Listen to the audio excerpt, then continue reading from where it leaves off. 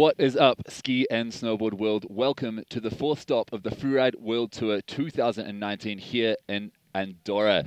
In Ordino-Arcalis, we have the stop just about to go down under bluebird skies and fresh snow. I'm super psyched to bring it to you. My name is Neil Williman, and I'm here with the boss of the Whistler Freeride Club, co-commentator and shred buddy, Derek Fuchs. How you doing, Derek? Oh, Neil, I'm so hyped. Andorra is turning it on for us. I've been here a couple times before for the Freeride Junior Championships. My first at the Freeride World Tour in Andorra, and I'm so excited to see what the riders have got for us. We've got a little bit of a pop-up on the face. Things are looking good, and I think we're going to get a show today. Yeah, I think so too. Just as you've been saying, we've been here for a few days, and it has been absolutely looking after us, serving up the classic Andorran hospitality. Here in the Pyrenees, we have time enjoying the snow. Yeah, the Principality of Andorra is high in the Andorran Pyrenees. Long, rich history, dating all the way back to the 11th century.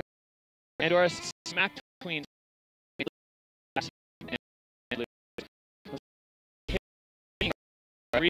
recently a history of freeride skiing, and it has now become a mainstay on the Freeride World Tour. That's right.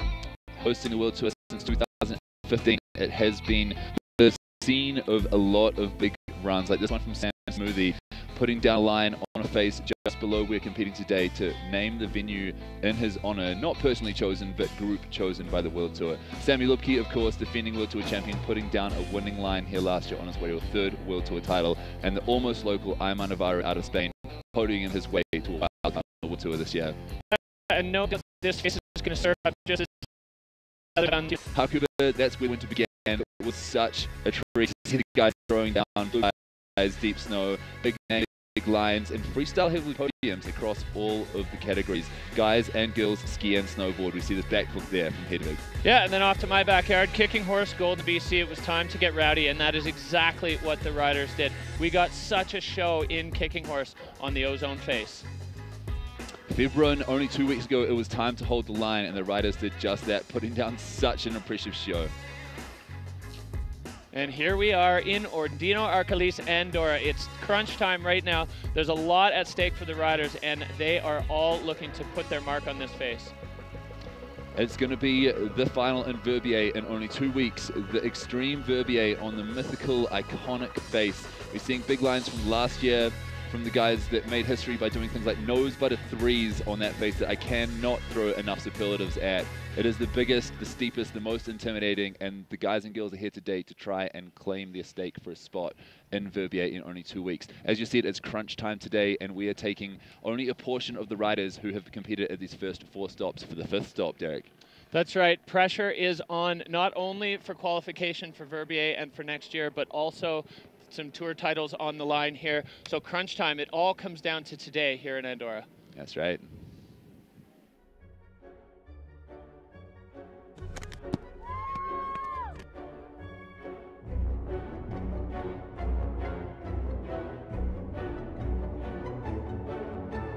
Oh my goodness! That was massive!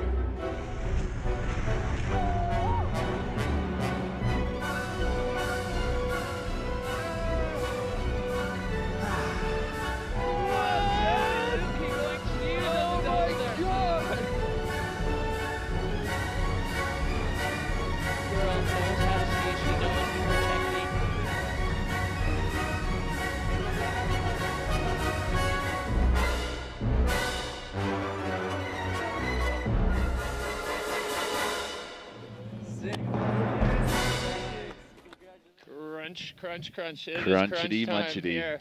So we are looking at, as we said, a ton of different scenarios. There's a lot at play here today in Andorra, and kind of a lot of pressure on the riders too, it feels like.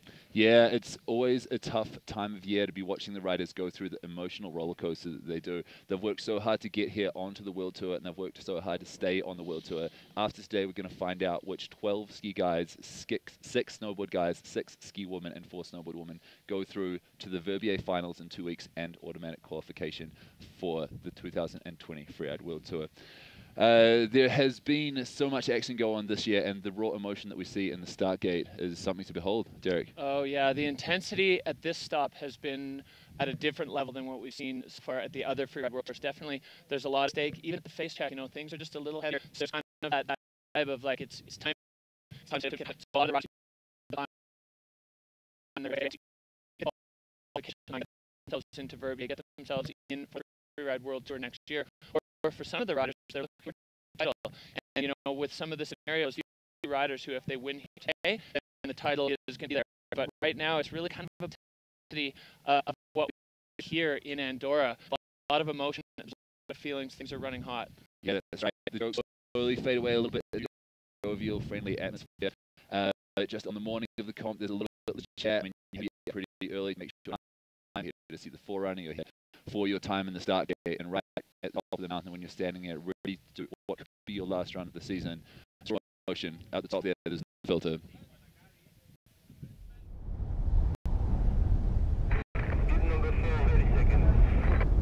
The journey starts here,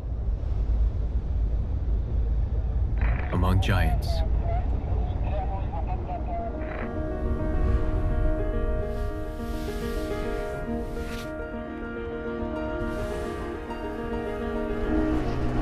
Your name's on that bib. This was the first step. Up here, there are no filters, no pretenses. It's total exposure. 10 seconds. 3, 2, 1, drop it. You've been promised everything. And nothing. The mountains only know one language. Honesty. The early calls, the sleepless nights, the nerves, this obsession. This journey, it has one destination. Underdog or contender, it doesn't matter. Dreams will come true or crumble. But while glory fades and victories pass, the mountains always leave you with something. The truth.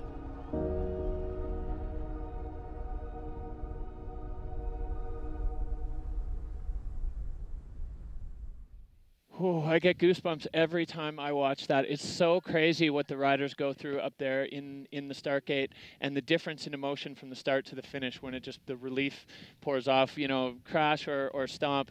It's a feeling of relief to be down, but it's such an intense emotional roller coaster these riders go through. Yeah, exactly. Saying the start gate, pumping adrenaline in the veins. It's so much nerve, and I know until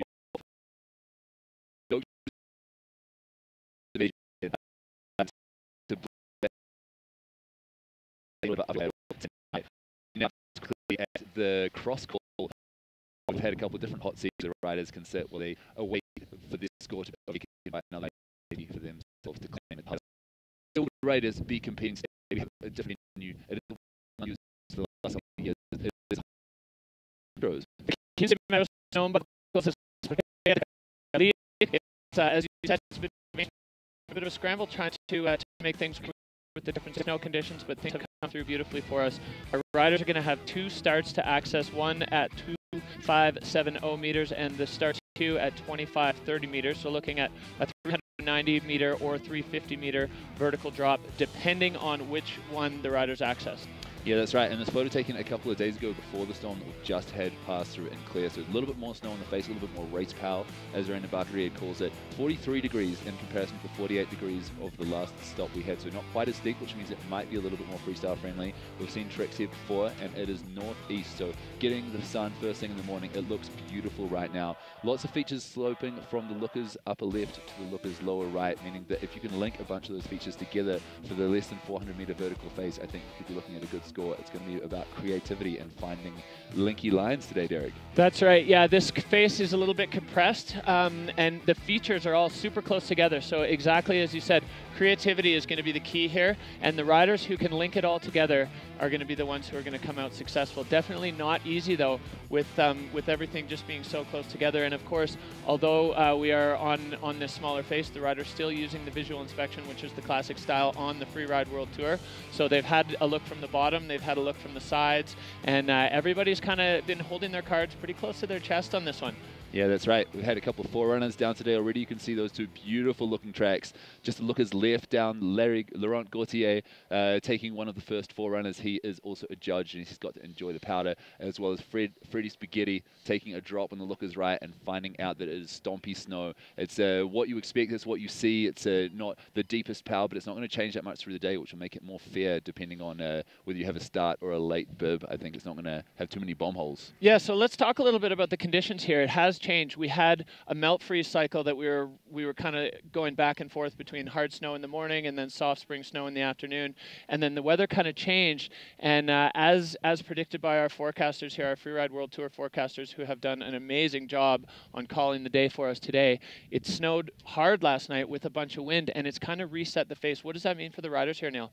Well, it's a little bit similar to February, isn't it? We've had the Freeride World Top-Up, as we call it, getting a little bit of snow just before the competition to make sure the venue looks good. We had a different venue lined up a few days ago, and we're hoping to run that in spring conditions in terms of the melt freeze and a little bit of softening snow through the day, which would mean that we'll be riding on a pretty different looking face to this one. Unfortunately, the snow didn't soften as much as we were hoping, and the overall face wasn't as safe as we were hoping. So we've changed to this one, and the reason why it's slightly smaller is because with fresh snow, it takes more time to secure a face. You know, the security team have done a great job making sure there's not going to be any dangerous avalanches, no heavy sloughs that could wash riders off cliffs or something like that. So the reason we have not stepped back up into a larger, longer venue is because of the time that it takes to secure that after a windy storm. So really excited to see what the riders have got on this venue here. It's not going to be an advantage or disadvantage to have been on the World Tour before, because no rider has ridden this face in competition to this date. Yeah, a fresh palette for the riders to paint their creativity on here. And what I'm really kind of looking forward to is to see what the different styles of riders are going to do with this face. There's definitely a lot of opportunity for creative riding and really creative line choice. You know, it's quite techy up top. There's definitely some opportunity for those big mountain specialists, the pure free riders, to put their mark on it. And then there are definitely a few lips and probably some mystery lines that nobody else has seen that we're going to see some riders put their mark on. But of course, as much as we'd like it to be, this isn't just a show. This is also a competition, and you know, within competition, we've got to judge the athletes. So our judges, while the riders are up at the top, you know, focused, going through their routines, we've got our judges ready to watch what they see and say what they think. That's right. Some really great judges we've got today. Really experienced panel here today. They're going to be judging on 5 different criteria, the first of which is the line score. And line score is based on how difficult the path you take down the mountain is. Great example from Sam Smoothie there here in Andorra. Yeah, and then of course fluidity. This is how fast you're going. Are you moving towards your features, or are you traversing pointlessly? It's not necessarily just about speed, but about speed relative to the terrain that you're in. Control, the next category. Of course, riders need to demonstrate that they're in control at all times. If you get out of control, especially in exposure, that could hurt your score because it could hurt your health. Air and style. This is the showtime. This is what everyone loves to see. How big are the riders going off their features? Are they doing tricks? Are they doing grabs? This category is really all about the showtime. It's the one we all love. Technique, also super important. You can't write technical lines without it. It's why they're called technical. Seeing a winning run from the brother of Victor De La Rue there on the Bec de Ross a few years ago. Impressive stuff. Oh yeah, so the riders, they know the categories the judges are judging on, and they know exactly how to hit all of those categories in their lines. And you know, what is pretty important here for everyone to understand is this is an overall impression judging. So the judges taking those categories, matching them up against what they see the riders do, and that's where they come up with their scores. Those scores aren't really super based on the numbers. It's more about the ranking. So if if the judges throw a 90 early on, they need to leave themselves a little bit of space to be even more impressed by somebody else. So we're going to see the riders being ranked in the order that the judges feel that those athletes have hit the categories. Yeah, that's right. We make make it objective as we possibly can across those judging criteria.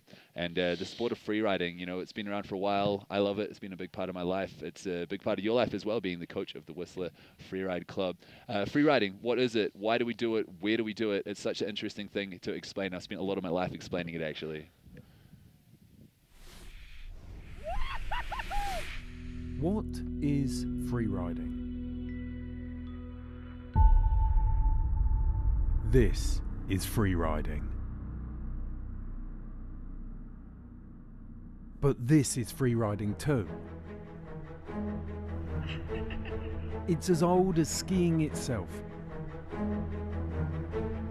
And it doesn't matter how you look, what equipment you use, or where you are. It doesn't matter how old you are, and it really doesn't matter how good you are. It's about letting go of your fear.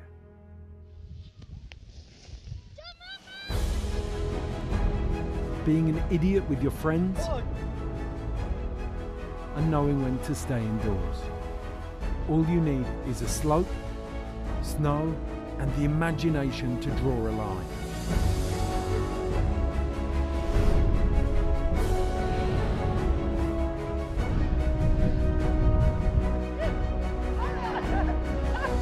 This is freeriding. And really, it's very simple. If you're having fun, you're doing it right. Freeriding, freeride skiing and snowboarding. God, I love it. And God, I want to be doing it today, because look at this face right now. It is bluebird, it is fresh snow. The forerunners made it look like it is a good time out there. Man, it's if you look like you're having fun, it makes other people want to do it, you know. Yeah, I really honestly think that's kind of the number one criteria, the unnamed criteria for the judges. If it looks like fun, it probably is fun, and if it looks like fun, it's fun to watch. And the judges love a run. And we were talking last night a little bit with some of the riders, and the athletes that have done well, that have placed on the podium, when they finish, they're almost always in that mood of, man, that was so much fun. I had such a good time up there. And really, I think the riders that harness that energy are the ones that are successful in this sport. Yeah, that's right. So taking your natural freeriding to the competitive environment, because freeriding, as free as it is, it's used to be called extreme skiing. It's kind of been renamed to big mountain or freeride skiing. Not really encouraging the extremeness anymore. We don't want people to be stepping outside of their comfort zone in terms of what they can do safely. You know, obviously they're pushing the limits of what they're physically capable of, but they're very capable athletes. So the amazing things that you see here today, they're very well practiced, they're very well trained, they're very well prepared. You know, they've looked at this face from lots of different angles and taken photos and studied them at night. And it's not just something that they ski down and jump off. The biggest thing they can do. There's no longevity in that, as we saw in the Quattro performance check video from the Hakuba stop when Travis Rice was interviewed. Transition finding is what you want to be doing, in my opinion. Look for the best place to land and then find a place that you can take off to do that. So that's all a part of competitive freeriding, which is what we're doing here today. Of course, we're here to have fun, but we're also here to see who can take home a title, a win maybe today on the Ordino-Arcalis. Could be a win on the Freeride World Tour overall. So competitive freeriding, what is it?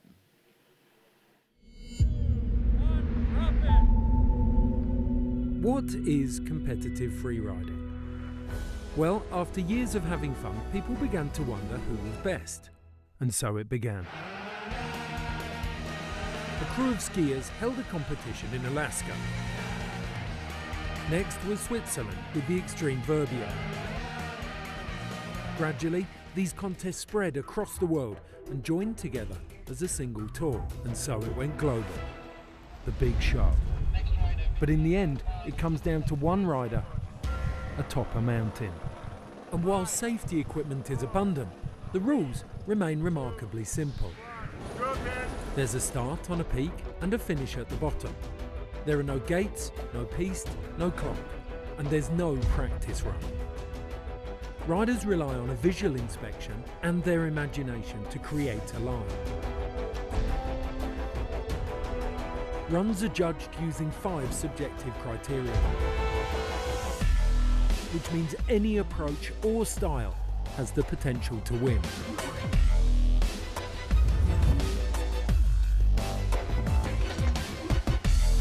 For riders, the pressure is immense and the margin between success and failure narrow.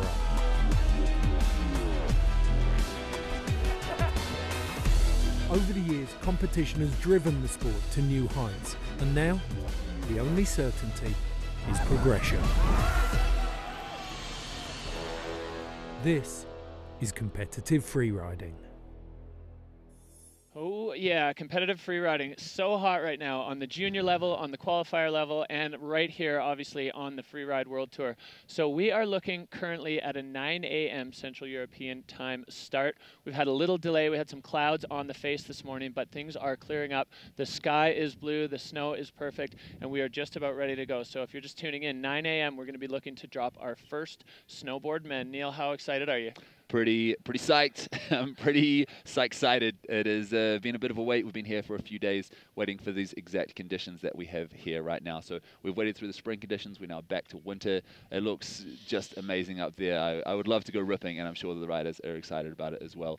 And while we have been waiting for these few days, waiting for the snow to come, we've been making the most of Andorra, of Ordino-Arcalis, and the touring possibilities in the local backcountry. I've been touring with local legend Danny Fornell-Pratt, the Andorran rider who was on the World Tour before, wildcarded to several events here. We've got Thomas Rich wildcarded today in the snowboard category, but Danny Fornell-Pratt showing us around, and the World Tour riders going on a separate tour, actually enjoying the backcountry here, showing us what Ordino-Arcalis has to offer.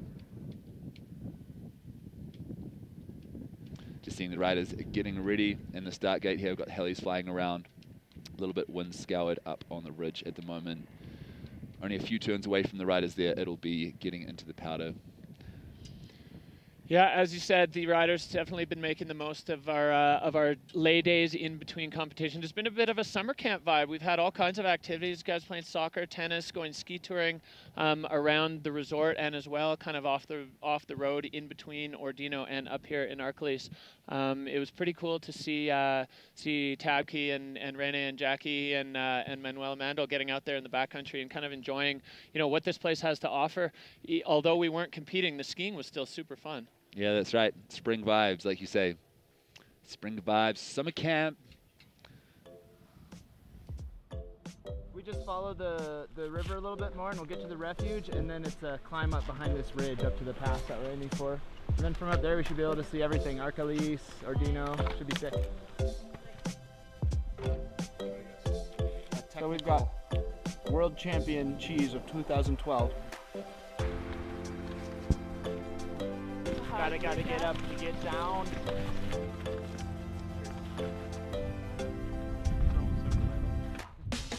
Perfect conditions to explore Andorra finally. I've been here a couple of times but never really went out into the backcountry and looked at stuff, and now I've got spring snow, it's super safe and so easy to walk. So, perfect corn snow for the way down. What do we want more? It's a good life we're having. Oh, that looked like a good day. I was a little bit jealous when they got back that I had opted to go skiing in the resort instead of going with them, but I had a great day too, skiing with all the riders and stuff. It's definitely a humbling pack to shred with out here in Ordino-Arcalis. Yeah, that's right. Spring snow, great for exploring, just like Mando was saying. You get out there a bit more. If it's nice and stable, you can go and see the sights. Last couple of years, we've been distracted just skiing powder in and around the resort. So changing it up a little bit, I got to go for a tour with Danny Fornell-Pratt, the local legend as well. So great to explore a little bit more scope for when we come back here next year and hopefully ski the same lines with a little bit of powder. Yeah, absolutely. It's definitely been cool to see, through the tour right now, the junior side of things is just exploding. We had a junior event here in Ordino-Arcalis on the weekend, and those riders were absolutely going off. We had a couple of World Tour athletes on the judging panel, as well as the Freeride World Tour judges who were judging those guys, and almost all of the World Tour riders came out to support those juniors, and it was incredible to talk to the riders after as well, watching, and just to see where the level is at with the juniors. It's unreal. Yeah, the juniors are absolutely killing it right now. It's such a pleasure to see, and we're starting to see some of the juniors coming through the qualifying series onto the World Tour now, and just the continuity of the sport that's really bringing the level up has been an absolute pleasure to see the last couple of years. We are here in Andorra, Ordino-Arcalis for the Eldorado Junior Freeride competition.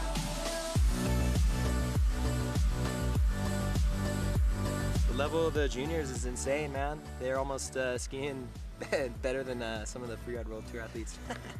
No, man, the level's high. It's way higher than when I was growing up.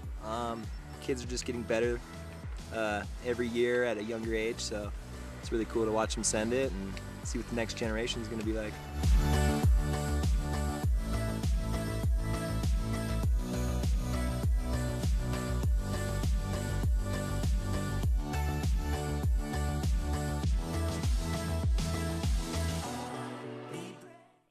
The juniors are hot right now. They're going off. It's so cool to see that. And as you said, some of those junior riders progressing, they're graduating onto the qualifying tour. And a few of them, of course, the goal is always the Freeride World Tour, but we're now seeing a bit of a steady march out of the junior tour onto the queues, and then not too long to right here on the Freeride World Tour. Yeah, you were saying that you are the coach, or were the former coach of Tom and Liam Pyther out of the Whistler Freeride Club, and they went straight from the junior tour to the Freeride World Qualifiers, and now both on the Freeride World Tour competing here today. So that level staying solid. You were saying that those guys were saying it gets harder and harder on the FWQ every year, just because there's like 10 new riders coming off the junior series that could be in strong contention for the Freeride World Tour every year. Yeah, it's just incredible seeing how these athletes are skiing, and they're skiing in a way that is beyond their years in terms of maturity, in terms of line choice, and even in terms of decision making, which is something, you know, as a coach and as a I don't know, helper in the organization of the Junior Tour in North America that we really strive for. We want to give the kids the tools to make good decisions, and kind of like Travis Rice said in the Quattro Performance Check, to have longevity in the sport. Everybody wants to do well in junior comps, everybody wants to do well in the qualifiers, and even have a good, you know, solid career with good results on the Freeride World Tour. But ultimately the goal is to be skiing, you know, into your 90s and still enjoying the sport and enjoying the mountains with your friend, as we saw in that video of what is freeriding. That's the goal, and good decisions are what's going to bring that about. Exactly. So the decisions today, I wonder what the riders have chosen for us, because it's an interesting face, and we are looking to kick it off in about 5 minutes 10 at the most. The riders are lining up at the top now. They've watched the forerunners. They made their way down to the bottom, up the lift, and now standing at the top, waiting for the clouds to finally peel out. Although we have sun on most of the face, there's a little bit of fog lingering around the top. Heli is flying around there right now, trying to blow it away, and we'll have our first riders underway in about 10 minutes. So the first one out of the gate today, Ludo Giodia. He's someone that knows a thing about Freeride World Qualifiers. He's competed on them for about 5 or 7 years, I believe, actually, on the World Tour in 2012 to 2014, fighting his way back through the qualifiers, and now he's back in 2019. Lots of flips from this guy this year. Yeah, Ludo, the front flip master. He's been doing the tame dogs all over basically all over the world, and pretty excited to see where he's gonna insert it into his run today.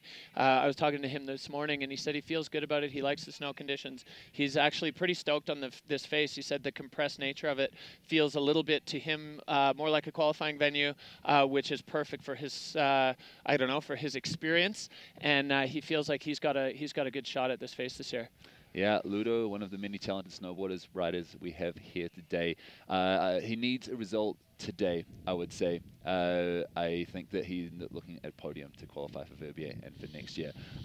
Last year, Ludo was on the qualifiers, and we were here in the Freeride World Tour in Ordino-Arcalis with an impressive stop. We saw some huge lines go down last year, Derek. Yeah, this place, you know, it's only been, Andorra's only been on the Freeride World Tour since 2015, which kind of relative to, say, Verbier is a newer stop, but it's immediately grabbed our attention with all the different lines and all the different potential venues that this resort has to offer. You know, this is, I think, our fourth potential venue, fourth different venue that we've used here in Andorra. It's actually just super special in that regard. A lot of resorts have 1 or 2 to offer. This place, every corner you look around, there's another potential venue, and each one of them has just shown us some absolutely iconic moments in freeriding. Yeah, that's right. The versatility of this place has been fantastic. We've got so many different venues. We've got different ones we've been using for the qualifiers, as well as the Freeride World Tour ones that we've used in the past, or one that we're using today. It's great to have that, because with a bit of fresh snow and a bit of wind, it can really transport the snow to different areas on the mountain. You never know what part of it's going to be in the best condition to ski. So big ups to the crew for moving things around, big ups to the riders for being adaptable, big ups to the weather for finally providing, and big ups to the Freeride World Tour staff for how hard they work, because there's a lot that goes on behind the scenes to bring you the show here today.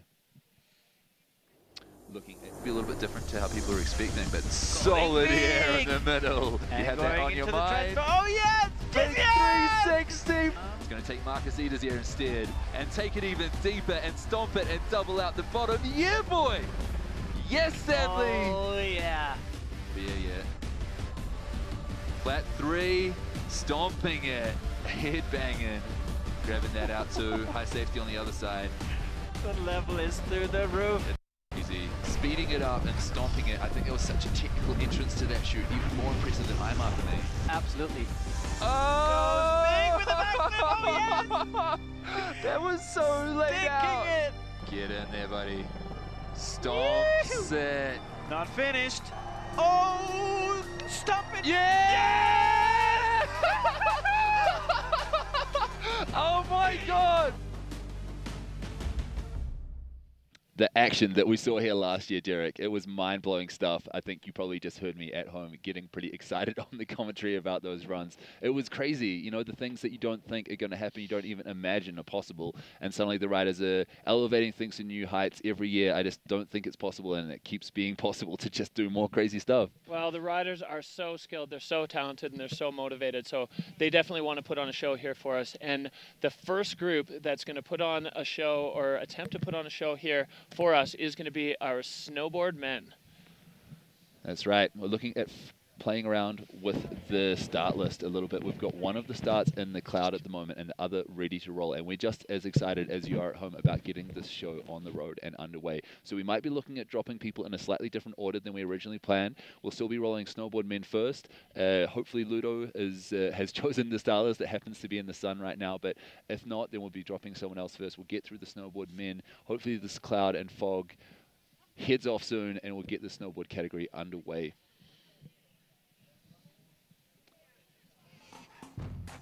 So the snowboard men coming up and at you. And we have some news about this guy, Victor Delarue. He could take a Freeride World Tour title home today with a win.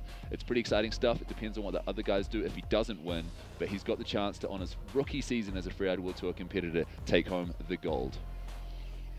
Yes, but hot on his heels, these two men, Sammy Lubke and Davey Baird, both looking to have a say in this. Both of them looking for a title, but for slightly different reasons. Sammy Lubke looking to back up 3 world titles in a row with his 4th, and Davey Baird looking to lay down his claim on his maiden Freeride World Tour title. Both of these athletes definitely hungry for it right now and looking to land themselves on the top of the podium and take things to Verbier for the title. Yeah, I love both of their styles, all 3 of their styles, of course. The way that Davey tweaks his grabs, the way that Sammy just charges so hard. If you're free riding around with him, it's tough to keep up with him, even on skis, and no matter what the snow is. Sammy psyched that the competition is happening today so that he can get home to his daughter's birthday, so shout out to his family. So, start list coming up. We have Ludo Giodio, like we're saying, originally destined to be the first rider out of the gate today. But I think we actually have Jonathan Penfield because he is the first person that's starting from the start that is in the sun. We've got 2 starts, as we were saying earlier, one on the looker's left, one on the looker's right, and the one on the looker's right is the one that has more sun and is ready for the riders to get underway because there is not as bad flat light over there. So Jonathan Penfield actually first out of the gate, joining 4 Americans in the first 5 of the start list today. Davey Baird, as we're saying, and Sammy Lubke both in the hunt for a World Tour title. And then in the second half, we have a wildcard starting off, a local guy. Yeah, that's right. A Spanish wildcard, Thomas Rich, definitely looking to make his mark here on the Freeride World Tour.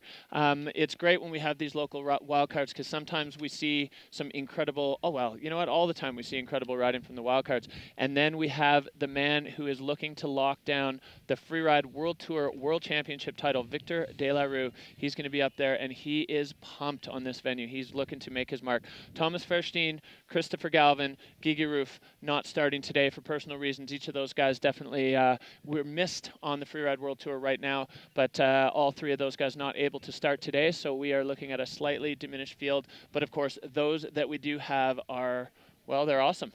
Yeah, that's right. Of course. We've got 3 guys, as you say, not starting for a mixture of injuries and personal reasons, which has thrown a little bit of a spanner in the works about the calculations that we've done about whether Victor could take home a world title by winning or not.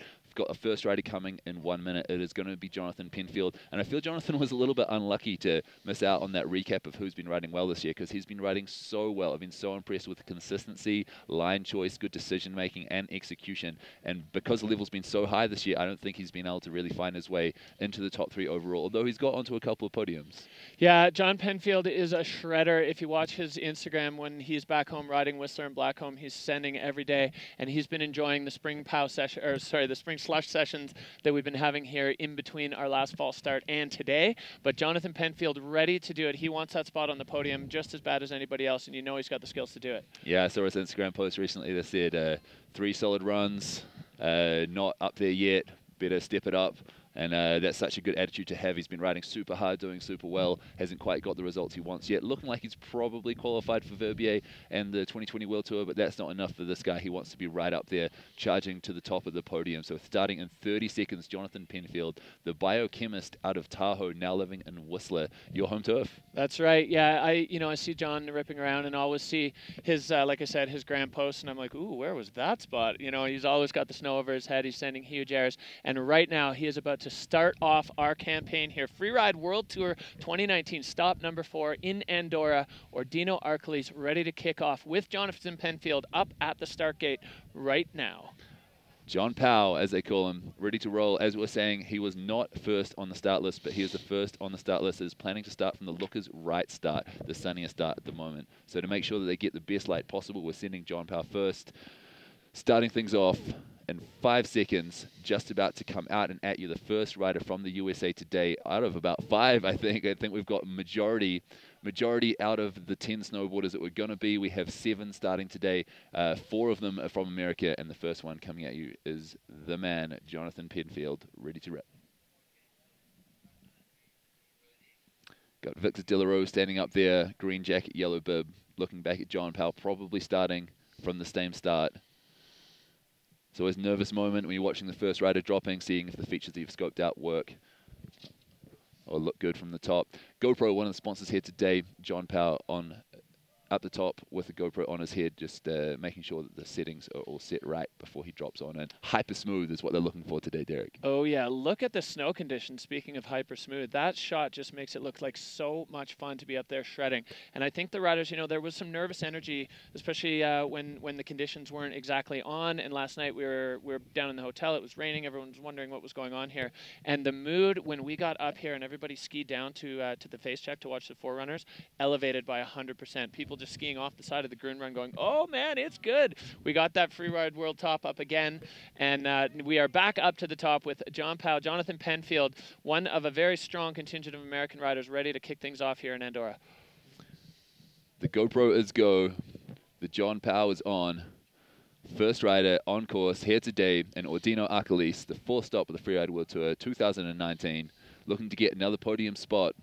Jonathan Penfield is just about to be on course. And here he comes out of the gate. Going all the way to the looker's right, searching out for the features. All right, so Jonathan hitting his first air. You can see the snow is, the riders have described it as stompy. Oh, and Jonathan floating a nice 3 there as he starts things off with a bang here, Neil. Yeah, that's right. Jonathan Penfield, traditionally more of a freeride-focused rider. He's riding big, gnarly lines, fast and aggressively, but putting in the style here today, adapting to the venue. Yeah, and you know, we talked about this venue. Another saucy little 3 there for John Penfield, adding the features up as he ticks off as many as he can. This rider's left side definitely maybe a little bit more conducive to the freestyle riding style. And Jonathan Penfield, as you say, doing what he needs to do. He is on his feet here, slicing up the race pow, as you called it, and looking like he's having a good time doing it. That's right. Looking to hit the same air as a forerunner here today and putting in a styly grab on that too. Little bit of a washout on the landing, but strong legs, keeping him riding out. Looking good. Way to open up the venue here today, John Powell. Thank you very much. Yeah, Jonathan Penfield reverting to switch there, flipping back and finishing his way through here as he makes his way down to the finish arch through that glorious looking reset snow. So that was a great way to start things off for Jonathan Penfield, and I think a bit of a sign of things to come. Yeah, that's right. Jonathan Penfield out currently from Canada, although originally from America, representing for North America. He's got a little bit down on the judging criteria for control, probably because of his butt check on that last landing. But I thought his legs looked pretty strong on all those landing. It's stompy firm snow. Yeah, so looking back here, John, with that backside 3, super clean landing. Definitely adding to his repertoire, as he said. And then another little cheeky one on that little frontside 3. Transfer feature there. And then this big air out the bottom. This is where our riders are going to be a little bit challenged because the snow, while it is soft on the surface, it's still firm underneath. So you're going to have to be bang over your feet in order to stay balanced and ride out of these landings. Yeah, putting in a nice mute on that bottom feature. Cruising on down through the race Powell for John Powell. He's got 64 points, sitting in first position at the moment. And I think he might have already taken a seat in the hot seat.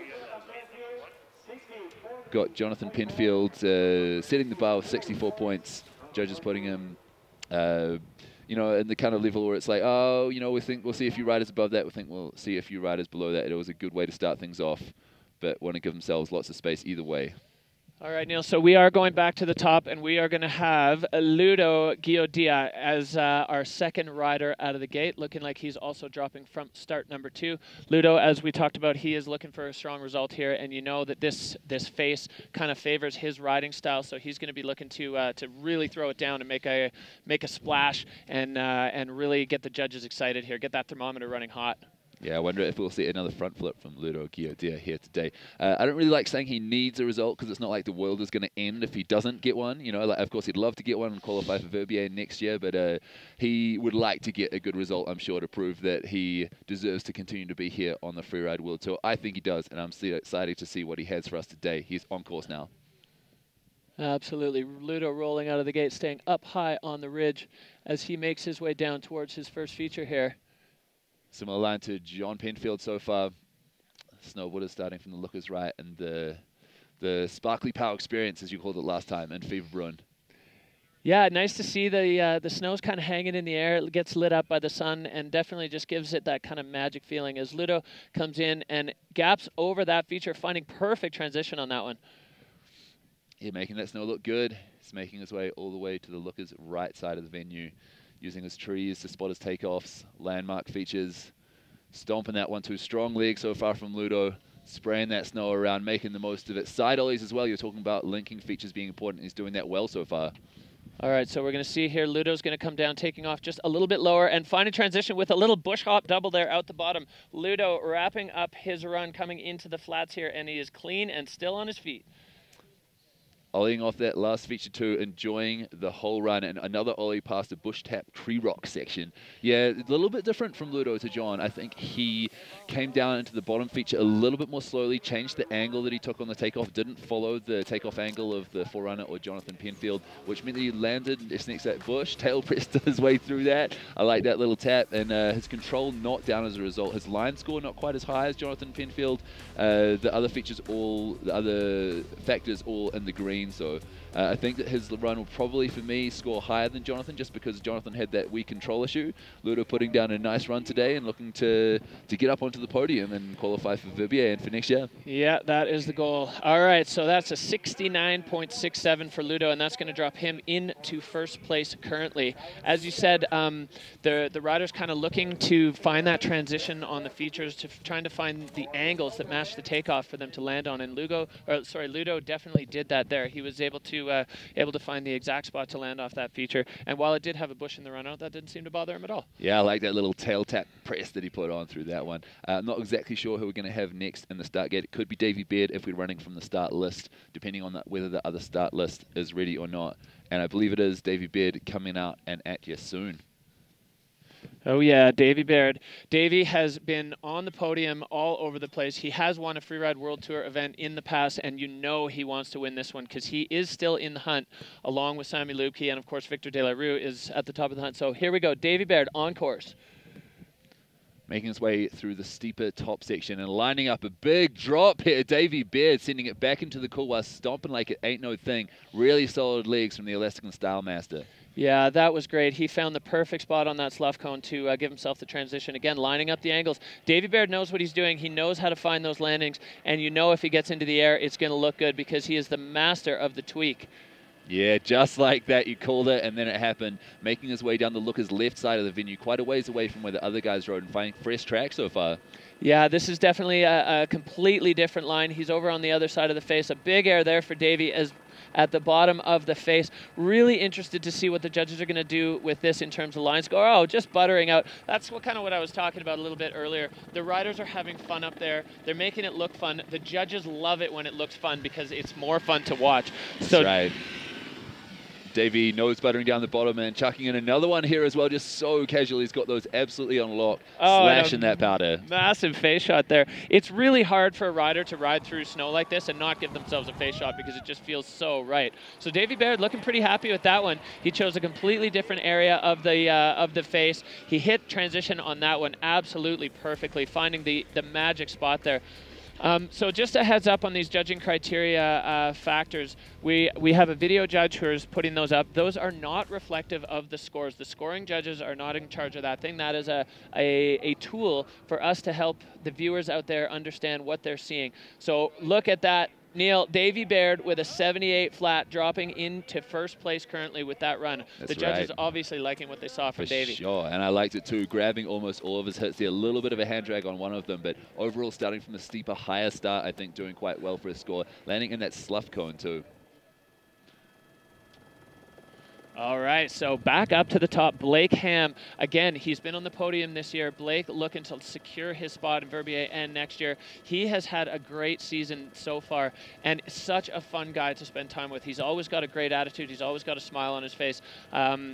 Really, he's just such an amazing human and also an incredible snowboarder, so strong and stable. That's right. I think he was also unlucky to have missed out on that recap of who is in the title hunt because he's been doing so good this season. He could be there too. Switch 180 half cab off the top feature. First one to trick that.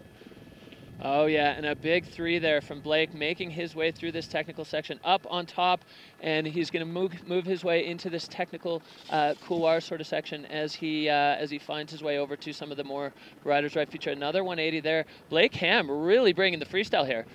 Yeah, that's right. Similar line to John Powell and Ludo so far, but different hits, same area, getting lots of hits, tricking most of them, enjoying the powder, and another 360, backside 360 off that second to last hit. I wonder if he'll hit the same bottom feature as the other snowboarders we've had so far today. It looks like he is going to. He's approaching it, finding his way in as Blake Ham clean on the landing there. That's going to be a solid run for Blake Ham. He should be happy with that. That looked like fun. This rider's left section, so I heard some of the riders or some of the athletes calling it the playground, and I love that name for it because there's just so many opportunities. So here we go. Line, fluidity, control, air and style through the roof there, technique. Blake Ham having a really solid crack at this venue.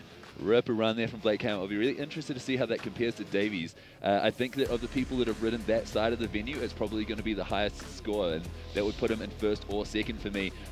Davies' run overall, I think, more complete than Blake's here, but Blake putting everything straight to his feet, no hand down, nothing. So I wouldn't want to be a judge right now. 2 amazing runs to compare. Yeah, I'm happy to leave that decision making to the judges. Those guys know what they're doing. They know what they're looking at, and one thing that I know for sure is that Blake Ham enjoyed that run. That looked like a lot of fun, and he definitely gave it his all. Get a little bit of freestyle, a little bit of tech, a little bit of everything there for young Blake.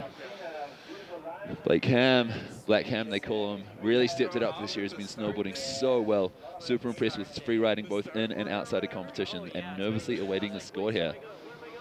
So Davey Baird holding it down in the hot seat right now, waiting to see what the judges have to say about Blake's run. Definitely going to be some tough judging choices here on this face, as we have some quite different features, different aspects of it here. Oh, so they loved it. Blake Ham 81.33. He's going to knock Davey out of the hot seat, currently dropping him into first place. That's right, Blake Ham. He is going to be absolutely psyched with that. I think that is almost a guaranteed podium now. Due to the reduced start list that we have here today, we only have 3 more riders coming up, so if all of them beat him, he won't podium. But if any of them do not beat that tough score of 81, then Blake Ham's looking at a podium here today in Andorra.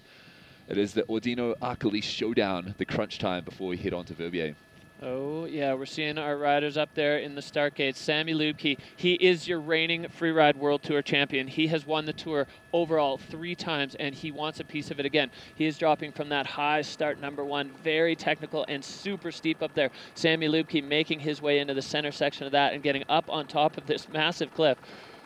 Sick run through there. Really cool to see. Davey Beard, the only person to start from there. Sammy Lubke taking a different option from Davey and airing into the technical rocky section and then backing it up with a nice air coming over to the looker's right side, the playground as you call it. Yeah, big transfer there. Some of the riders were wondering if you were going to be able to move over from that more technical start into the playground section to add a little bit of freestyle into a more big mountain themed run. And Sammy Lubke proving that absolutely you can. And things are looking good for our champion right now. Strong legs, lots of features. This is a super solid run so far. Tweaking the grab too, showing that Davey Beard isn't the only guy that can tweak grabs that hard. The Tahoe local absolutely charging down here, taking a different line off the bottom and grabbing that one too. Little bit of a washout, unfortunately, reverting, taking another air like it ain't no thing.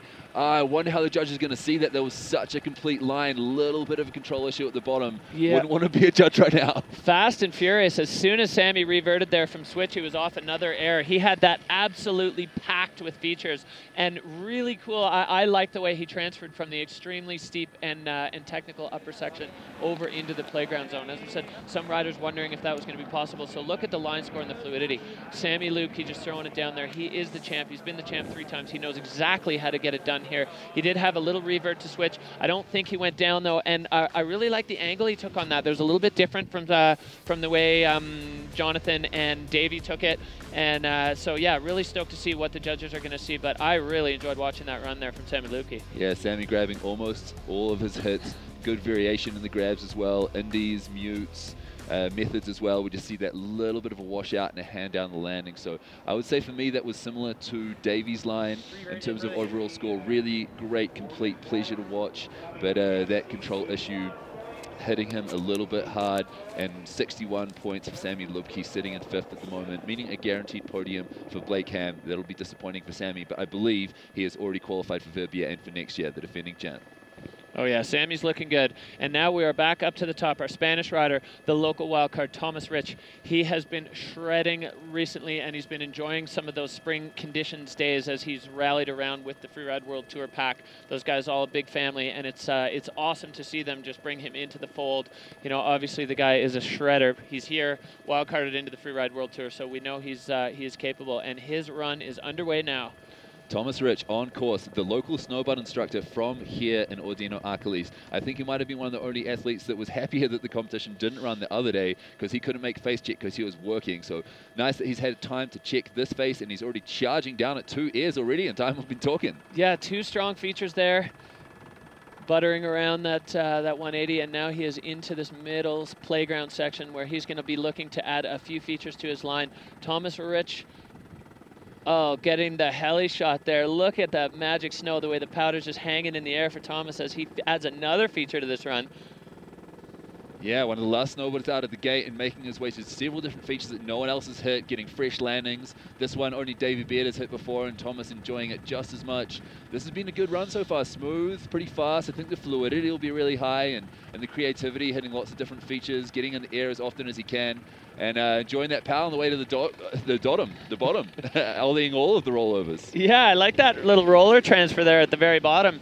You know, just showing his local knowledge, knowing where all those mystery poppers are, and keeping things looking fluid and looking super fun there. So Thomas Rich, I really like this top air of his. That one looked super clean, and you can see the snow's deposited in the landing there. Mystery poppers, I like that, man. The sparkly power experience with the mystery poppers. It has been a pleasure to watch this guy. The second time he's been wild-carded onto the local stop for him out of Spain, but living and working here in Andorra. Thomas Rich, how's he going to do today? I wouldn't want to be a judge right now. There's been lots of really creative lines kind of packed in the 70s and 80s. So at the moment we have in the hot seat still Blake Ham.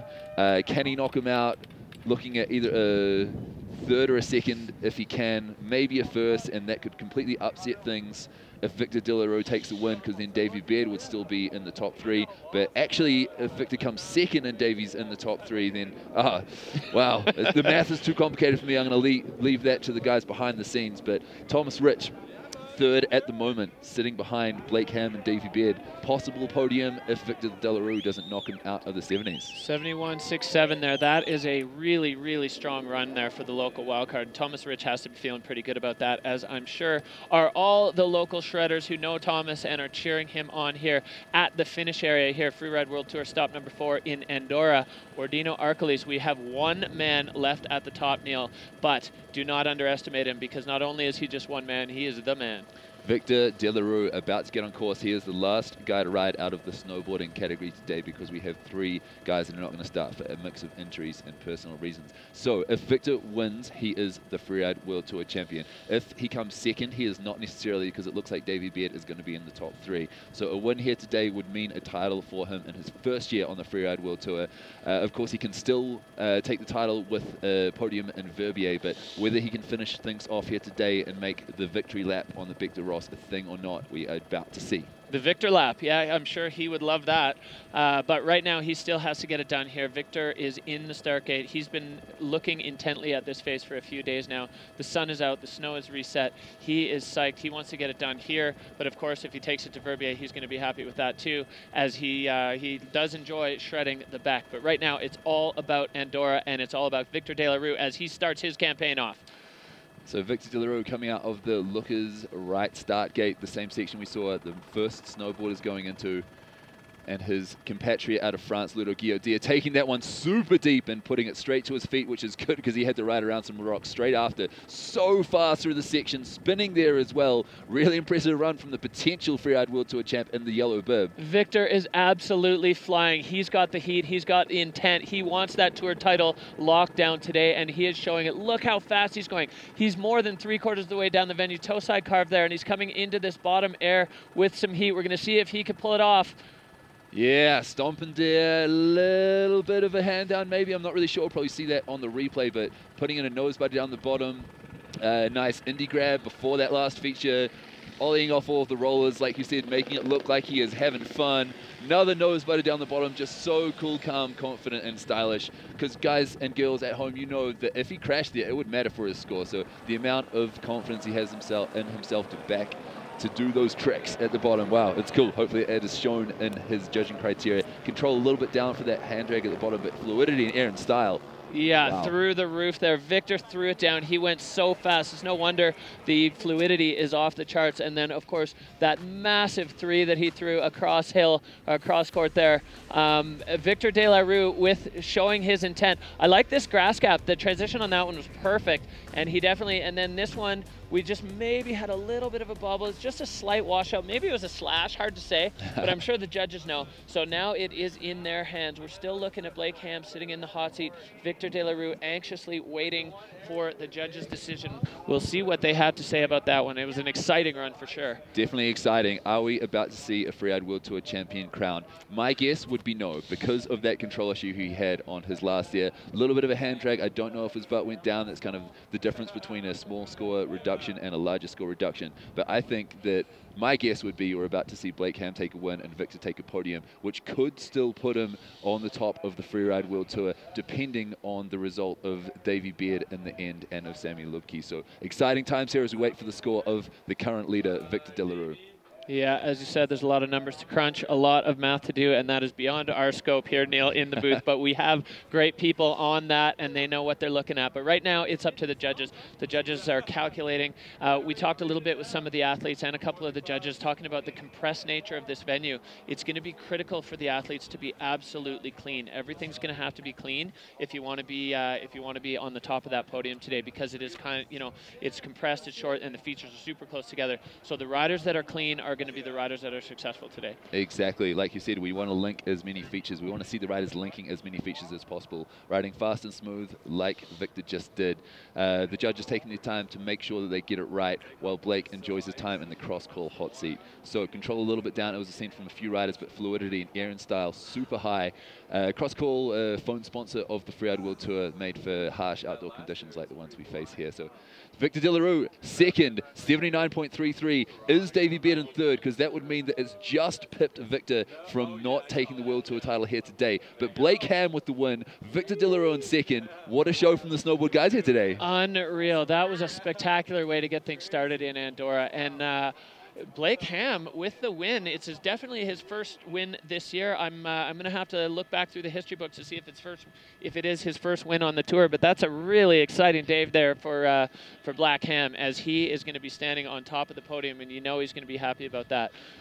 Wow, there we go. Blake Ham in first. I think it is his first World Tour win, certainly not his first World Tour podium. Victor Dillero taking the second spot, meaning that because Davey Beard is in third, it is still possible for Davey to take the world title depending on the result in Verbier, but those guys will definitely be going to the finals. Thomas Rich taking fourth, Ludo Gear there fifth, Jonathan Penfield sixth, and Sammy Lubke seventh. So Thomas Feuerstein, Christopher Galvin, and Gigi Roth not competing today due to a mix of injuries and personal reasons, but quite the show from the snowboard guys. Yeah, I was excited before, and I just got a whole lot more excited because that just stoked me straight up the street there. The snowboarders just throwing it down and really showing us what's possible. All right, so we're going to see here the connotations and implications here on the overall. Victor Dillero still holding on, but Davey Baird closing the gap a little bit there, 61.60. Blake Ham now moving himself into third overall, heading into Verbier, and look at the score difference, how close it is between Davey and Blake. It's now, this snowboard men's category is wide open heading into Verbier. Yeah, that's right. Victor Dillero holding onto the yellow bib, heading to Verbier, just as you were saying. His older brother took home a win on that face, or more than one, I believe. He's a bit of a legend there. So looking to repeat that, keeping it in the family. A win there would certainly give him the World Tour title. Davey Baird, though, still in the hunt for his first ever World Tour title. Great run from here today. Blake Ham taking home the win. And I think that Sammy Lubke is now out of the race for the Freeride World Tour title. The defending champ, he's had 3 in a row, still looking to get in the top 3 overall, but today I think that wasn't his strongest run. It won't be his favorite from the season. But you can never count Sammy Lubke out in Verbier. No, not at all. His runs the last few years have been incredible. The huge airs and full-on stomps that he's done, as well as tricks on the Bec de Ross. It's crazy stuff. All right, so snowboard men done, in the books. Fantastic show. We are going to be heading right back up to the top next to check out the ski men's action. These guys are all hungry for it. Everybody wants a spot on the podium. That's right, the ski men, another category where someone could take home a World Tour title today, and it is Marcus Eder. Top 6 will almost certainly guarantee him a World Tour win, and even top 12, I believe, depending on the results of the other riders. But of course, our World Tour champion, reigning champion, Christopher Turdell, he wants it. He is the champ, and you know he's capable of a result. With a win here, he can keep his title hopes alive. That's right, Craig Murray out of New Zealand. Really strong hits in the first 2 comps, but unfortunately going down and breaking his foot in February. And then the ski boss and the rookie, Tanner Hall and Tom Pfeiffer, kind of locked in that battle for the 3rd place overall. Tanner Hall been throwing the freestyle tricks. He's hungry to do something huge. And Tom Pfeiffer blending a little bit of new school freestyle with that old school pure freerider charginess. Both of those guys looking to lock down 3rd place, but we are only going to be able to see one of them in that spot. So right now, we are heading back up to the top of the face here in Andorra to get started with our ski men. Vadik Gorik starting things off today. Ironman Navarro, the almost local, living and skiing just outside of here in the Spanish Pyrenees. We are, of course, in the Andorran Pyrenees. Mikael Bimbo's 2 first places from last year, looking to get his first podium here this year. Tom Pfeiffer, like you're saying, up the top with Tanner Hall in the rankings. Leo Slemet, World Tour champion from a couple of years ago. Yu Sasaki, the Japanese wildcard. Tanner, the ski boss, needs no introduction. Liam Pfeiffer also looking to get a good result today and qualify himself for next year. Drew Tabke and Marcus Eder, well, it's a pretty stacked field we got here today. Oh yeah, Marcus Eder definitely. He's hungry for it. Christopher Turdell, though, he's got something to say about that. Andrew Pollard, fresh off a podium finish in Fieberbrunn, looking to back that up here in Andorra. Berkeley Patterson, rookie of the year last year. You know he wants it. Carl Ragnar Eriksson, another guy who would love to have a good result here to lock himself in for Verbier. Griffin Moeller, he has had such a string of bad luck, and he wants to throw it down. He wants to show everybody and really show himself how awesome he is. We know how good Griff is. He's been on the podium in the Freeride World Tour before. His skis have been abandoning him early in some of his runs, but Griffin Moeller definitely has the skills. And then we've got a whole raft here of DNSs. René Barkerud, for personal reasons, not going to start today. Craig Murray out with the heel injury. Jan Rausis with the knee injury sustained in kicking horse. Fabio Studer not quite able to lock down, again, a knee injury. And Jan de Max Baudron with a knee injury. He had a warm-up run this morning and just decided it wasn't a go for him, which is really unfortunate, as I was looking forward to seeing Jan ski today. Yeah, that's right. Both Jans out with knee injuries, unfortunately, narrowing down the skiing men's field to only 15 competitors today. We've had a lot of injuries this season, unfortunately. People out from all sorts of categories, and big ups to them. Looking forward to getting you back next season. Shout outs to the guys who were not able to start the season either based on injuries. Konsti Ottner, Sam Lee, Hank Billis, Ivan Malikov, amongst those other riders that we've already named. So just about to get things underway in the skiing men category. The first guy we're going to have on course today is Władek Gorak. Yeah, Władek's been skiing around throwing massive backflips on the riders have a bit of a hit lap on the backside here at Arcalis, and he has been throwing it down. He's definitely going to be looking to add one of those in here. Władek Gorak, rider out of France. He's going to be the first man out of the gate here in the ski men's field, and he is off. Władek Gorak on course. Starting from the looker's left start, the steeper, more technical, still a playground, but less of a playground. Skiing the same line as Sammy Lubke out of the snowboarders so far. Taking that one deep. Yeah, Władek Gorak making the most of that Freeride World Tour top-up as he heads his way over into this this section. You can see they've got some features blocked off. And there it is, Władek Gorak with the backflip. That's what we were hoping to see from Władek. He has been, like I said, he's been throwing those all week long, I guess as practice. Yeah, that's right, and taking this one deep as well. So fast out of here. Gosh darn, Władek. No one else has even looked at that in the venue yet, and just sending it full line. It's a downhill takeoff as well that is not easy to flip. Looking so strong, giving himself a couple of fist bumps as he rides out. Just psyched to have put down the run that he wanted to do. Hasn't been exactly his season so far, and he is super stoked to be in the finish line, first skier of the day with an amazing run. He is psyched. That's how you start a show out there, folks. That was unbelievable. And looking back up at the face, from where he took off to where his bomb hole is, his landing hole, with that backflip, that was huge. We knew we were going to see creative lines on this face, Neil, and there it was. Władek Gorak, he got himself started off strong in that really technical upper zone. A nice air here into that super soft patch, and then this. Boom, just stomping it. Nice race power for skiing, a little bit firm for landing, and just putting it 4 points to bolts, as you say. Yeah, Władek Gorak, he is a strong man, and he is showing that all that training, all that time in the gym is paying off. So 80 points right out of the gate there for Władek Gorak. That is a fantastic score. He's going to be happy with that. Yeah, that's right. Throwing a nice backflip in the kicking horse, the first stop that he managed to come to after not making Tahaku, but with injury. So only 3 comp runs for his 3 results out of 4. Doesn't get a throwaway, that guy. That's right. So we're back up to the start here with Aimar Navarro.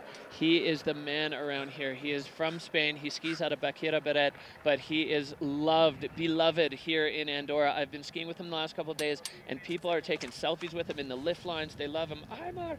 Everyone loves to hang out with Aimar Navarro around here. He's a bit of a local hero, and he is looking to make his mark on this face. Aimar, he is known for high speed. He's known for really creative and crazy lines in the Freeride World Tour, and Aimar Navarro is he is dropping around the back from start 1.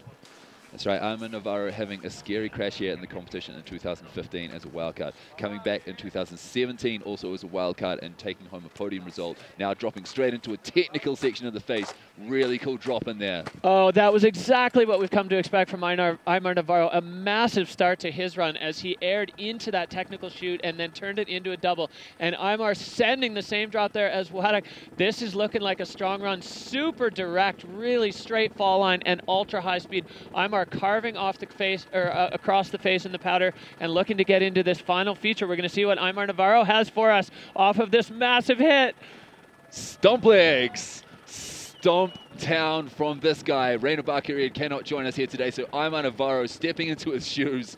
The Junior Mirror Stomptown coming up and at you. I'm Navarro. That top move was so amazing. Not to mention the rest of it. I want to see a replay of all of it because I don't think we got quite the angle to do it justice. Airing into the exposure right off the ridge. Iman must be pretty stoked right now. Oh, that was such a strong way to start his run. That is extremely, extremely technical and exposed. You saw him disappear. Look at the fluidity there. Imar absolutely pinned top to bottom. You saw him disappear from the start gate to move around to the back section, and it's kind of funny because you don't see him for a sec, and then all of a sudden he popped up on top of that, which kind of looked like it wasn't really a line, but of course Imar Navarro sees the mountain differently than the rest of us, and he saw that, and he turned that that really scary section into a super clean and fluid double. Yeah, that was amazing. This top section, oh gosh, if you fall there, it is not going to end well. So just showing us how to lace a fluid, technical big mountain line. I'm really stoked for him to find a line like that in this space. 72.33 for him, sitting in second at the moment. Giving the sideways head waggle, he's not sure if he's happy with it. I would be proud of it, man. That was an amazing run. Yeah, Imar Navarro, and it was cool around here to see the crowd just erupt when he hit that feature. Like I said, he is beloved in these parts. Imar Navarro, a bit of a hero around here, and showing us why with that run. So yeah. we are straight back up to the top here, Neil, with Mikel Bimbos. Mikel Bimbos just about to start. He won in the last two events last year to go from almost not qualifying to Verbier to winning the Verbier competition and coming second overall on the Freeride World Tour. So Mikel Bimbos on course from the technical start on the looker's left, which is no surprise to me, and getting into the same section as Iman Navarro, but not from the top ridgeline drop so far. Yeah, so Mikel making his way now across, and a huge backflip from Mikel Bimbos. He is looking to start things off with a bang as he heads over, as we said, from the technical start over into the playground area. Mikel Bimbos adding his little freestyle flair. It's not necessarily always his characteristic style, but Mikel Bimbos showing that he is a versatile athlete here in Andorra. That's right. Mikel Bimbos, more of a big mountain charger, usually likes to ski hard and fast. He sees long skis and big feet, which helps him ski the moguls. But competed with him in New Zealand a few years ago, and he did a backflip every single run out of the 4 competitions that he attended. So no stranger to freestyle, even though he prefers charging airs like that. Yeah, Bimbo's going deep on that one, landing right next to that bush that we saw. We saw David Baird, or I think maybe Jonathan Penfield, ollieing over. So that is going to wrap things up for Bimbos.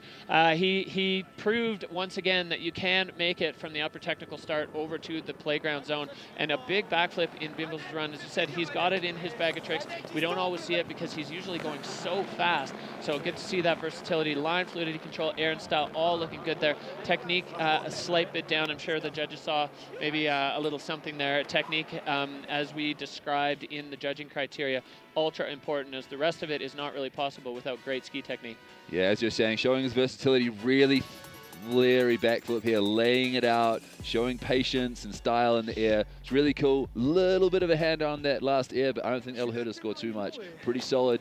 The video judge, Danny Fornell-Pratt, the local guy, saying his technique was a little bit down, maybe to do with that lack of control on the landing. And Mikel Bimbos, 67.67 at the moment, with the backflip on the face. Impressive run. The level has been high so far. Oh, yeah, and all of these guys, they want it. So right now, we are looking at Władek Gorek with 80 points, sitting in first. Imar Navarro, 72.33, and Mikel Bimbos, who we just saw there, on a 67.67. We are looking at an incredibly strong field of riders. And right now, speaking of strong riders, Tom Pfeiffer, he is a rookie on the tour, but he sure hasn't been skiing like one this year. That's right. Tom Pfeiffer podiuming his first ever Freeride World Tour competition in Hakuba. Sitting pretty to qualify for Verbier next year right now, but that's not going to satisfy him. He wants it all. He wants the win. He is here to charge every single day, and today is no exception. I wonder if he's going to go for the same transfer as Bimbos. Yeah, looking like he's on a bit of a similar path here as he makes his way across. A nice clean air there for Tom as we see the heli pick him up for a second. And the same air, but with a big 3 there. Saucy little move for Tom Pfeiffer as he's making his way now into the playground zone. So far looking strong for Tom. Yeah, charging through the section. The rookie out of Canada, out of Whistler. You coached him for 6 years, I believe, and I'd be proud if I was you right now. Sending that one deep. Oh, yeah, Tom Pfeiffer looking good. He's got that characteristic style. He likes to charge, but he's got the freestyle element over the last air beside the bush, and Tom Pfeiffer clean on those edges, showing that control, and adding another one of those sneaky little mystery rollers there to his line at the bottom. Keeping things fast, furious, and clean. The little... Little cross up. Cheeky little straight-legged cross up there. Yeah. That became his signature in Japan when he was skiing through the bushes. All right, so line and fluidity looking really good. Control, Aaron's style, and technique slightly lower. We're going to see if that challenges Wadek. As Wadek right now, the only man who skied in that section with a trick so far. So Tom Pfeiffer, we're going to see what the judges thought about that. Yeah, solid from the young Canadian there. Styling it out, really nice shifty. I believe he had a trick a little bit later as well. Just losing him in the heli angle there, but popping the 3, looking good. Styling it out on the way around shifties and 3s just look super sick for me. Little bit backseat there, not too bad. I don't think he put a hand down. Bush bonk at the bottom as well. Looking to get into that hot seat where Vadik Goric is currently occupying right now. I think that if anything hurt these guys' scores that went before Tom and after Vadik, it was a little bit of loss of control. So I wouldn't even say loss of control, is just not perfect landings. And on a small compressed venue like this, I think the judges need something like that to separate these scores. So just grabbing his phone out, seeing if he's got any more Instagram followers based on that run. It was pretty sick. I wouldn't be surprised if he has. But waiting for a score right now, Tom Pfeiffer, it's pretty stacked in the scores right now. I wonder where he'll fit in. Yeah, hard to say. As you have said a few times, really glad I'm not a judge. This stacked field, the talent level is so high and everybody's hungry, so the judges have their work cut out for them, but we know they're up for it. We've got a fantastic field of judges. There we're seeing Wadek sitting in the hot seat. He's pretty happy in that position and not going to be looking to give it up anytime soon. So Tom Pfeiffer with a 6.9, 6.7. That's going to be good enough currently for 3rd place, but of course there are a lot of talented and hungry riders up at the top, and this guy is one of them, Neil. Speaking of talented riders, as you say, we have Leo Sleeman in the start gate right now, storming back to the World Tour after missing the first stop due to an injury. Vadik Goric also missing the first stop due to injury, meaning that of the 4 stops, only 3 results are there. Of course, we take 3 results to see if these guys can qualify for Verbia and next year, but not having the opportunity to throw away one of those results is pretty tough. But it's tough mentally, but Leo Sleeman dealing with that well and taking a podium in Fever Run. So excited to see what he has for us here today. It's a little bit flat light now compared to how the other riders were skiing. I wonder if it'll have an effect. So Leo with a 360 right out of the gate, heading over there and adding a couple of features. He's definitely upping his feature count as he heads down into this zone. 360 there off the same one we saw Tom hit a little bit earlier, but a very different approach into that section for Leo.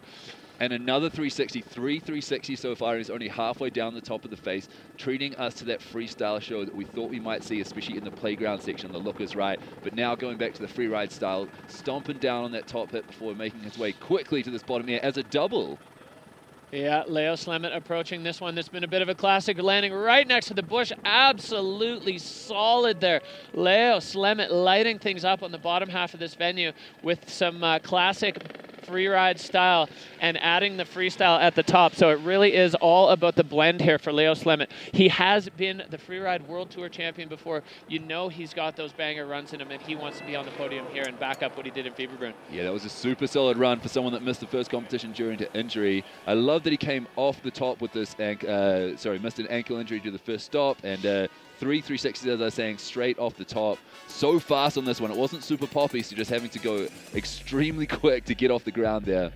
Yeah, and he took that one deep. A lot of guys have been landing and then skipping over the bush. Leo landing beside the bush. He found his trajectory exactly right on that one. Took off a little higher and was able to find the landing that allowed him to stomp that one super clean. Leo Sleeman, hopefully he's going to be happy with that run. So the 2017 Freeride World Tour champion, Leo Sleeman, looking to get back on the podium, looking to knock Vadik Goric out of the hot seat, and he does with a 91. He is going to sit down in the cross-call hot seat. His fellow countryman, Vadik Goric, out of there for now. They get a high five. It's a great sense of comradeship here on the Freeride World Tour, but what a run from Leo Sleeman. Leo Sleeman finding that perfect blend of classic freeride and freestyle as he drops himself into the hot seat and the first man in the 90s today. So back up to the top. Yu Sasaki, rider out of Japan, basing himself in Revelstoke in Canada lately. He's had a podium already this year. He wants another one for sure. Yu Sasaki looking to kick things off here, kick his run off here in Andorra. We are looking to get underway with Yu Sasaki as soon as he is ready to drop. That's right, Yu Sasaki winning the 2-star in Hakuba in 2017, winning the 3-star this year, being wildcarded onto the Freeride World Tour as a result. Good friends with Taisuke Kusunoki, who is also doing well in Hakuba the last couple of years and on the Freeride World Tour, both skiing for peak performance. really stylish skiers that like creative lines and shifting that one out before taking the landing. Pretty deep in the slough going. Yeah, for sure. Definitely looking like he found some impact there. Yusasaki now getting into a really creative zone. I haven't seen too many athletes in here. Oh, Yusasaki putting a hand down there. That is unfortunate. As we said, it's going to be a game of baubles here. And Yusasaki off the same airs we saw Wada Gorak go off and Aymar Navarro. And then coming the other direction there with the grab. He was looking good.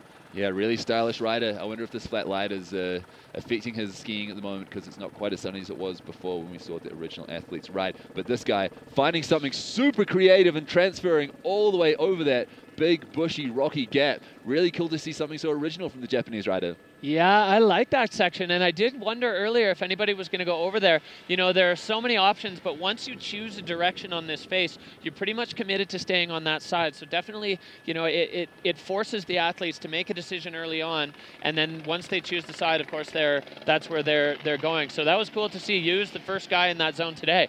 So Yu into the finish corral now, showing us his trademark speed and style. Nice top air, but this one super creative, a little bit tough to find. I think he clips a rock on landing there, meaning that he washes out a little bit of a butt check, which is probably going to hurt his score. You saw the control bar was down on the judging criteria, but styling out on that one, grabbing it, and sending this one at the bottom, that super cool transfer that we like so much. Yeah, I like that air, Neil, and I think you did too. It just kind of looked like it was a fun one. Looks like it was an appealing air to hit. You know, riders on this venue especially, there's an interesting mix of good landings and really flat landings. I'm happy to see, just from a decision-making standpoint, so far we've seen the riders avoiding the flat landings for the most part. It shows they care. Yeah, that's smart. The smart riders, they care about their knees. Yusasaki, 61 points, sitting him in 6th at the moment. But the top 3, Leo Slemet coming back from winning the World Tour in 2017 is 91 points. Vedek Gorik looking to qualify for the Freeride World Tour finals in Verbier and for next year 80. And the local legend Aymar Navarro, not out of Andorra, but skiing a lot out of Andorra.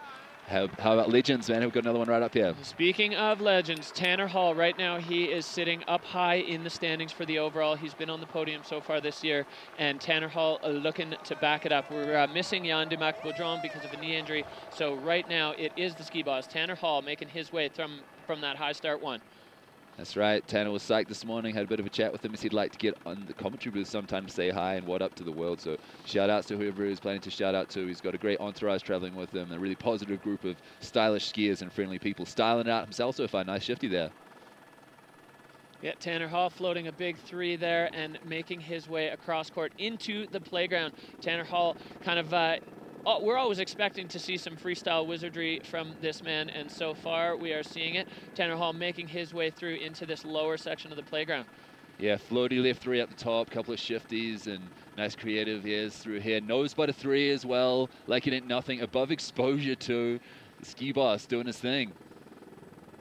Tanner Hall keeping it fluid, keeping it fast, definitely trying to find all the options as he gets so close to that bush, and unfortunately for Tanner, washing out on the landing, throwing a little breakdancing move there, the backspin as Tanner makes his way down. That's too bad. He was definitely on a bit of a heater. Good to see, you know, he looks like he's up and okay. That landing has claimed a few victims so far today, Neil. I think there's a sweet spot, and if you're outside of that sweet spot, it's really hard to keep things together there. Yeah, that's right. A few people have landed there already, which doesn't make it easier either. Getting into the air and seeing you might land on or next to a bush probably doesn't help. Tanner putting the hands up, saying that he had a good time, but unfortunately that bottom air not working out for him. Also being a little bit more east facing, I think that part of the landing gets a bit more sun, which might mean that it's a little bit harder underneath, even though it has that fresh snow on the top. But Tanner, super stylish, smooth, shifty at the top. I like this floaty left 3 as well. Great style from the guy that we expect it from. Style over everything. That's what Tanner said to me the other day. That is his mantra. That's how he lives his life, and he loves it. So Tanner Hall dropping a 42. That's going to put him into 7th spot currently. Unfortunately, going down there on that last air, as we said, it's claimed a few. You got to find your transitions, and you got to hit them perfectly on this venue if you want to stay on your feet at the finish line. That's right. But Tanner Hall has super impressive runs in Japan and Canada, landing on the podium in Hakuba. I think it will have him with us in Verbier. Yeah, so we are back up to the top. Liam Pfeiffer, twin of Tom Pfeiffer. These guys qualifying in the same year, both coming out of the Whistler Freeride Club, both with that classic kind of blend of big mountain style and freestyle trickery. Liam Pfeiffer, he's hungry for podium, hungry for a good finish here, and he is going to start things off moving over to the skier's left-hand side. That's right, so Liam starting out of the Looker's right-hand start gate. Tom started out of the left one, going for the 360 off the top, exactly the same as Leo Slemmet did, and it worked out pretty well for Leo. So wisest choices so far from Liam Pfeiffer, looking to get a result to put him in the top 13 and qualify himself for Verbier. Top 12, sorry. Yeah, so with another 3 there, right now he is he's trying to equal Leo Slemmet's record on this venue of 3 360s. Right now Liam's sitting on 2, same air out of the top, and there we go. 3 360s from Liam. Can he make it 4? How many 360s can a rider do on this venue? Liam making his way around. He is so far looking at a very similar run to what we saw from Leo Slemmet. Liam with a 3, and unfortunately going down on that one. Oh, Liam Pfeiffer throwing it down. The first man to throw a 360, and unfortunately for him, that is going to do it. He had a heater of a run going. Yeah, Liam Pfeiffer, I'm super sorry to see that. He is as well. Throwing his poles, he's not a happy chappy right now. I was so stoked to see him spin that, and he went so big on it as well, going past the bomb holes of guys that are just straight in. Not a super happy camper right now, but that's how it goes sometimes, man. You put it down, you put it on the line, and I'm so stoked to see that, man. I hope that it works out for you. I hope that you get to join us in Verbier, but you've shown us that you have what it takes to do shit like that. Liam, that was such a shame. I mean, he had 3 360s already. He was going for the record on the course. That was a massive one, and unfortunately landing right in that same spot that's just so firm and really hard to hold on to. A bunch of people already landed there. Unfortunately for Liam, he had a heater going, but going down on that final air. But definitely you can say for Liam Pfeiffer there, he went down swinging. Yeah, absolutely. Putting it straight to his feet on that last landing, but I think that landing is pretty hard. So putting it to his feet past the other bomb holes, but the firmness of that landing getting the better of him. Losing a pole and chucking the other one, so we might have to grab one of those before we can continue the competition. Or both of them, I guess. Probably both. So we have seen an incredible level of riding here on this face in Andorra. Ordino-Arcalis bringing the heat for us, and the ski men's field doing exactly what we expected them to do, throwing down. So compressed venue, but certainly no shortage of things to do for our riders on this face. That's right, and someone that can make the most of transfers is Drew Tabke. He's in the start gate right now, and he's about to send them at you. I wonder which one of them or all of them he'll do. Yeah, Drew Tabke has he's really made a name for himself on the Freeride World Tour for ultra creative transfers. He's always looking at things and in a way that other people just don't see. He's kind of got that side hill cross court features, and you know, he'll throw a trick in a place where other people kind of are even afraid to go. Drew Tabke looking to put his trademark signature on this face here in Andorra, Ordino-Arcalis. So like we said, we're just waiting for our ski runner to come and pick up Liam's pole, as he dropped it when he had that savage crash on the 360. So Drew Tabke is just going to put himself on hold in a holding pattern in the start gate as we wait for the face to be ready for him. And I'm pretty excited. There we see Leo Slemmet, your 2017 Freeride World Tour champion, and he is currently sitting in the #1 spot with that run full of freestyle flair and big mountain classic riding. His turns, they're lighting up the judges as they really like to see that blend of those two styles. So Drew Tabke patiently waiting, going through his routine. Start gate routine, super important for these athletes. They need to get themselves into that mental zone where they can perform. They can perform things that are unimaginable for the rest of us, but that start gate routine, absolutely critical for them to be able to drop in and do things that basically are terrifying.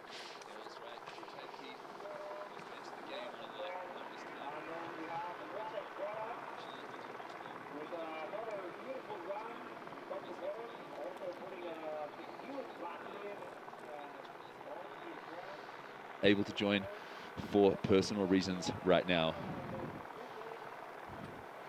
Grabbing the pole from Liam Pfeiffer at the moment. Got one of the ski dudes, one of the ninjas as we call them, heading down to grab it for him, so that other people landing in that popular bottom landing will not be hung up on Liam's pole. So Drew Tabke in the start gate, ready to roll, ready to see what he's got for us today. A little bit of flat light on the venue at the moment, unfortunately. Yeah, I think currently it's still skiable. You know, the riders showing that they know where they're going. They're able to see well enough to get their runs off. But we do have a little bit of fog or a little bit of cloud moving in and out. But the riders definitely so far not seeming like it's affecting their runs. Yeah, the concentration and determination showing right through here.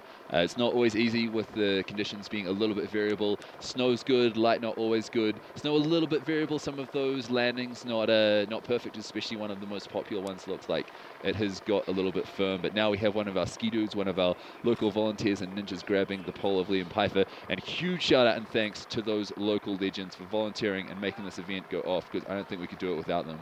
No, that's right. These guys are the lifeblood of these events, and everywhere we go, the locals, the volunteers are basically getting our events off the ground. They're making it happen. They're volunteering, and I think a lot of them are really just super proud to showcase their local resorts and their local mountains, and also stoked to be involved with the Freeride World Tour, which I completely understand because I feel the same way. Yeah, me too.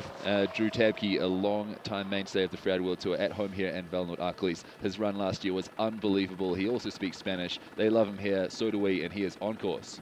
Yeah, Drew Tabke coming in super fast here and doing a big transfer across from the upper technical section into the playground zone. Drew Tabke making his way down and massive there across into the playground. That was huge from Drew Tabke. Yeah, Drew Tabke with the Slavi turns. I love the way he floats them and lining up this one here with the 360, stomping it, really clean landing. I love this guy's style, grabbing the next hit straight away afterwards. He's just so composed. Yeah, Drew Tabke, he is long and strong. Drew Tabke taking that one huge and getting deep into his travel there of his suspension. Drew Tabke making very short work of this venue here in Andorra. Linking all of the features together.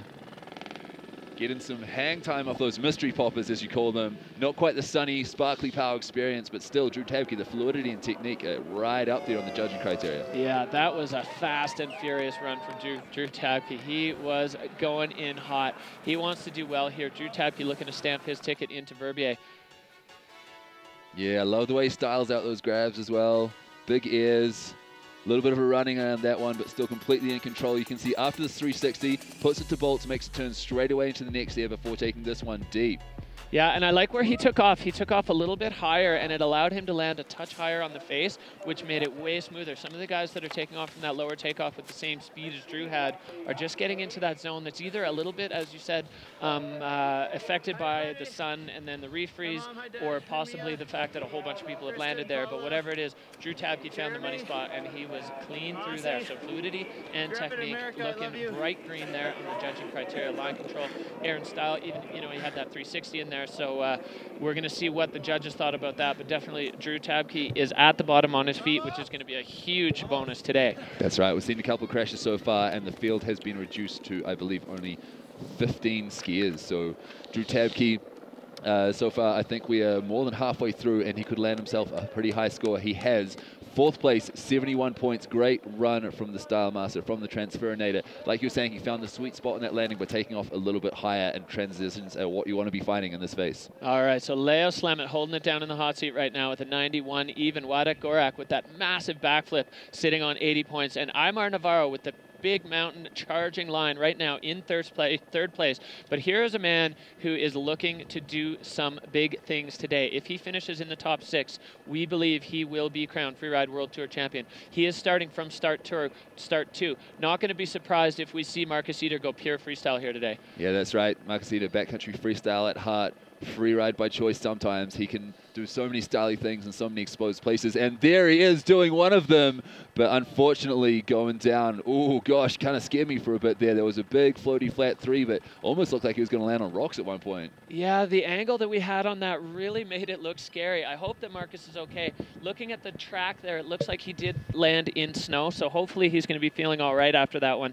You know, we want to, obviously, rider safety is the most important thing here on the Freeride World Tour. We'll get another look at that and see, see where he landed and what happened there. But it looks like he's up and moving around. He's just getting his ski back on. That is unfortunate for Marcus, because he was looking, as we said, if he finished in the top 6, he was guaranteed to be the Freeride World Tour champion here in Andorra. We're going to have to see what happens with Christopher Turdell. There is still a chance. Looking like he just didn't quite get the pop off that lip that he was hoping for. Yeah, I think so. Maybe even losing his goggles there too, or something's come off his helmet. But just like you said, not getting the pop that he was hoping. Looks like he has retrieved his ski now. He's got both of them back on his feet, just getting his things together before he skis down. Marcus, of course, will probably not hit any other features, which is kind of the protocol. It's the thing you do after you have crashed. If you have already lost a ski, you've got no score, there's no point wrecking takeoffs or landings for other riders. But Marcus just enjoying it a little bit on his way down here, doing the forerunner kind of run where you just show what the snow's like and enjoy it on your way down. Yeah, Marcus showing us what he's got here with a big transfer. Of course, he would not want to win the World Tour by taking it easy today. He would want to put down another run after 2 firsts and a second in the first 3 competitions. He will still be sitting first going into the qualifications for Verbier as we take 3 of the 4 results. That's right. So not the run that Marcus Eder was hoping for, but he has been on such a run of good results and unbelievable, spectacular kind of showstopper runs. He you know, we know he's got it in him, and Marcus Eder is going to be taking it to Verbier. We still remain to be seen how things are going to shake out in terms of the overall. We've got the wizards behind the scenes working on numbers, and nothing, of course, is going to be locked down until the ski men's field is finished. But Marcus Eder not going to be finishing on top of the podium today, unfortunately for him. But I'm glad to see him smiling at the bottom, and glad to know that he is okay. That one's going to be a no score, as he did lose a ski. So Marcus Eder out of contention for the podium here today in Andorra. Remains to be seen what that does to the overall title implications. But this man has something to say about that. Yeah, that's right. Tanner didn't podium today. Tanner didn't put down the run that he was hoping to. So Christopher Turdell is the guy that needs to win if he wants to keep his championship defense behind.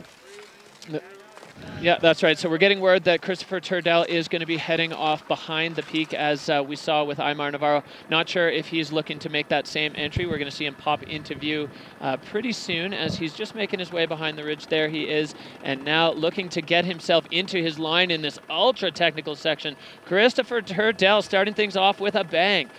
That's right, same top section as Aymar Navarro, and then a backflip just like Mikael Bimbo. So combining those two, amazing runs so far, and a 360 as well. Holy crap, this guy is on a heater, and he is looking to get on the podium and continue his chances of taking home another Freeride World Tour victory overall. That's right. Christopher Turdell needs to basically needs to stand on the top of the podium if he wants to keep his title hopes alive. With Marcus falling, that kind of all goes crazy. But Christopher Turdell, yeah, Turtle, taking it deep there and super clean.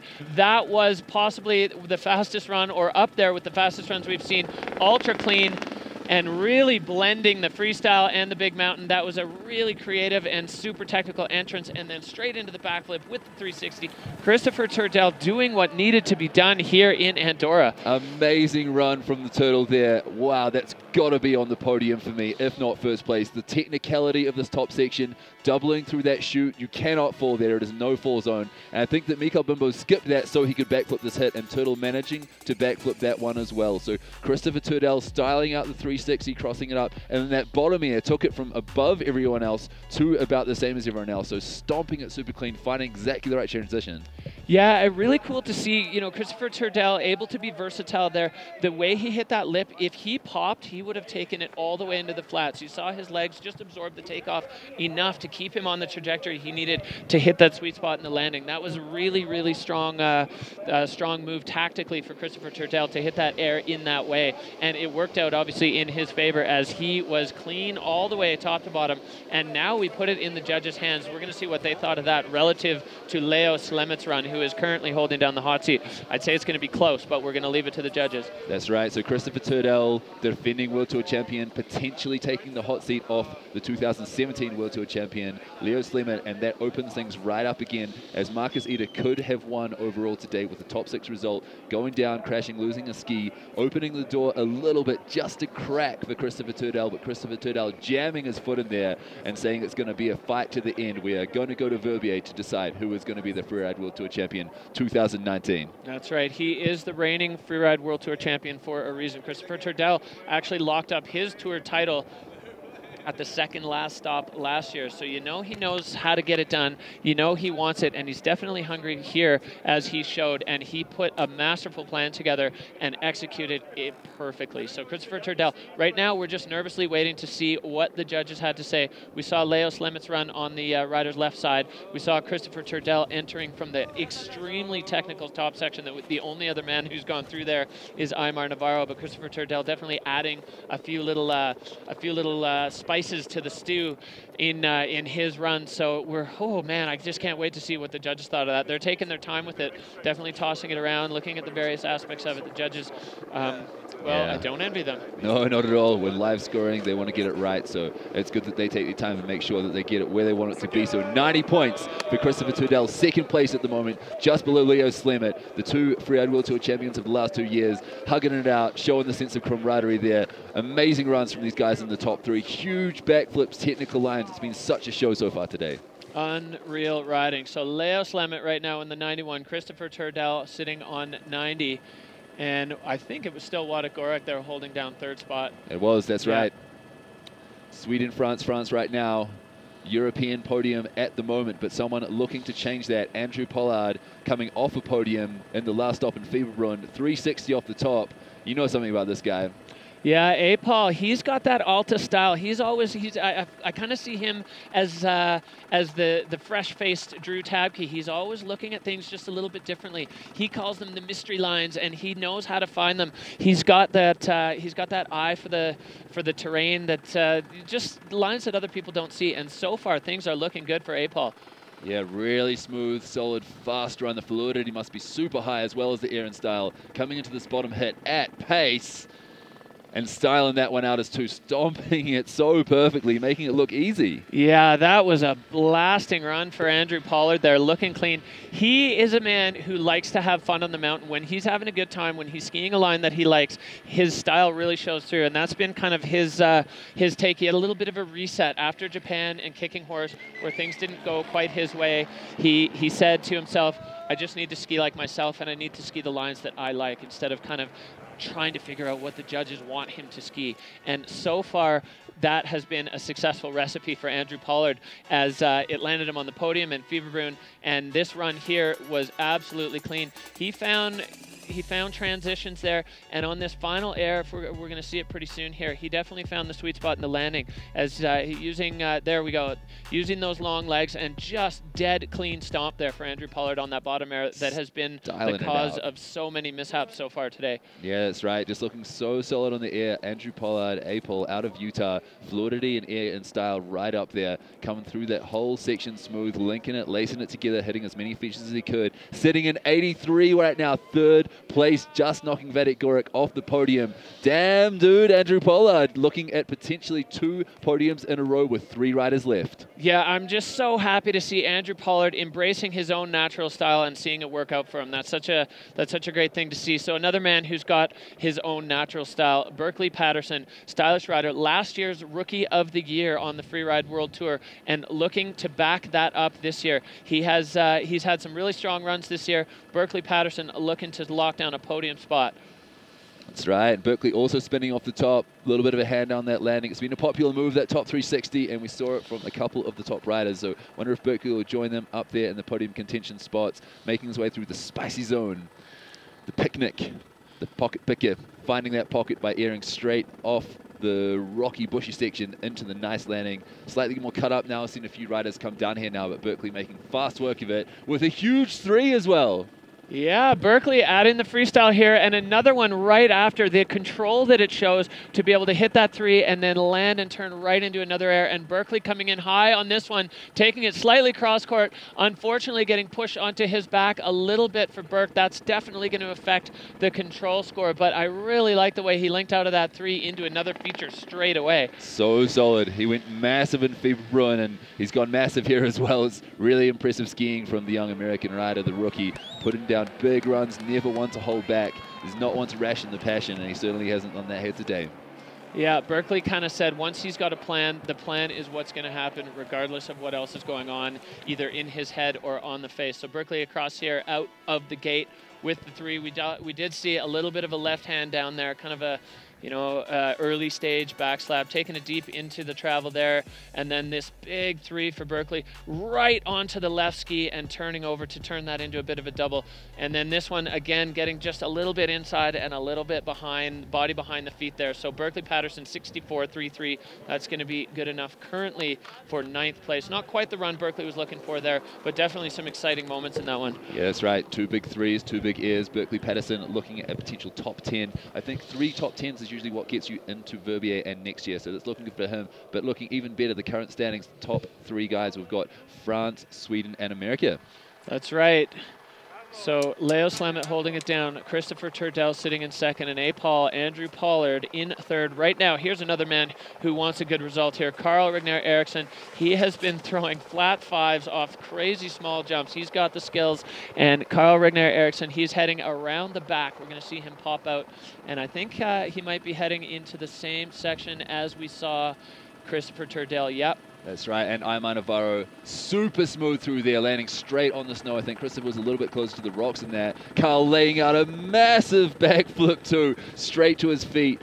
Such nice style, and a 360. Very similar run to Christopher Turdell so far. Yeah, these guys, they scope together, they hang out together, they speak the same language, and they definitely have, you know, slightly similar skiing styles. Right now, Carl looking to match the run that we saw Christopher Turdell throw down as he comes into this air, nice and clean through there, over onto the right foot and making his way towards the final feature. He's going to take it from that more classic angle up high as he gets onto the other side of the bush and straight across, right foot traveling over the bush there. Carl Regner Eriksson, that was looking like a strong run there for Carl. Yeah, almost thought he was going to 3 that bottom. He almost looked like he was winding up. He came into that bottom air, and I thought he might have gone for the same thing that Liam Pfeiffer did, but it could have been the same result as Liam Pfeiffer crashed it. You know, it's pretty firm landing to spin onto, especially if you don't land on exactly the right part of the tranny. But really solid, smooth, fast run from Carl Regner. This top section, look how gnarly and technical that is. That is exposed and cut up now. Yeah, and you're seeing as the, you can see the way Carl's skis are moving around there. The new snow has been a little bit scraped off in that section as there's really not a lot of space in there. So a couple of the riders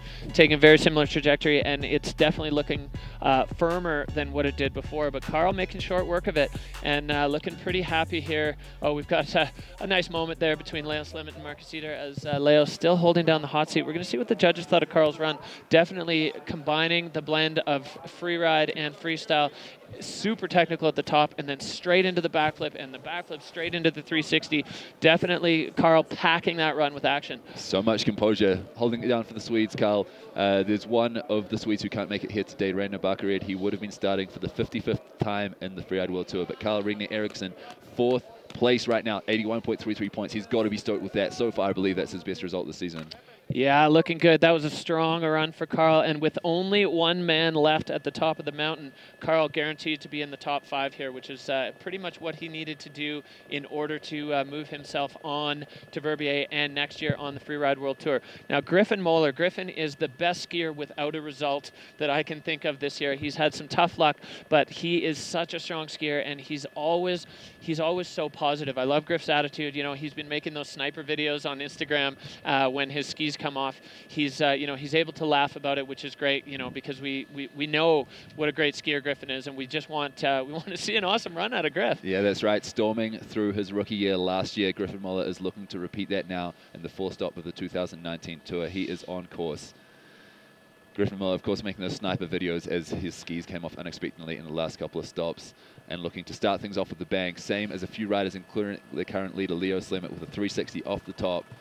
Looks like Burke has, sorry, not his best friend, I'm talking about Griffin Moeller, has had a wee crash off the top 360. Unfortunately, maybe that landing was a little bit bombed out. Yeah, that's tough. We kind of lost sight of him there. I'm not exactly sure what happened to Griffin, but definitely saw him throwing his hands in the air, which is not a great sign for the rider. Griff now making his way down. We're going to see if he's going to continue on with his line.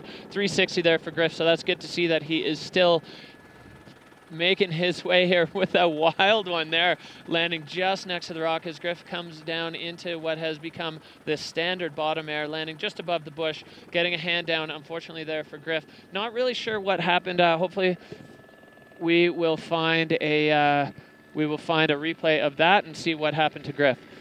Yeah, so Griffin Moller is making his way into the finish line, and he is the last of the skier guys today. So with that wee crash, the control issue, I think it is not going to be a positive sign for him, and he's getting hugs from all the boys. I think that's the American crew there, Apol, Liam, and Tom Pfeiffer.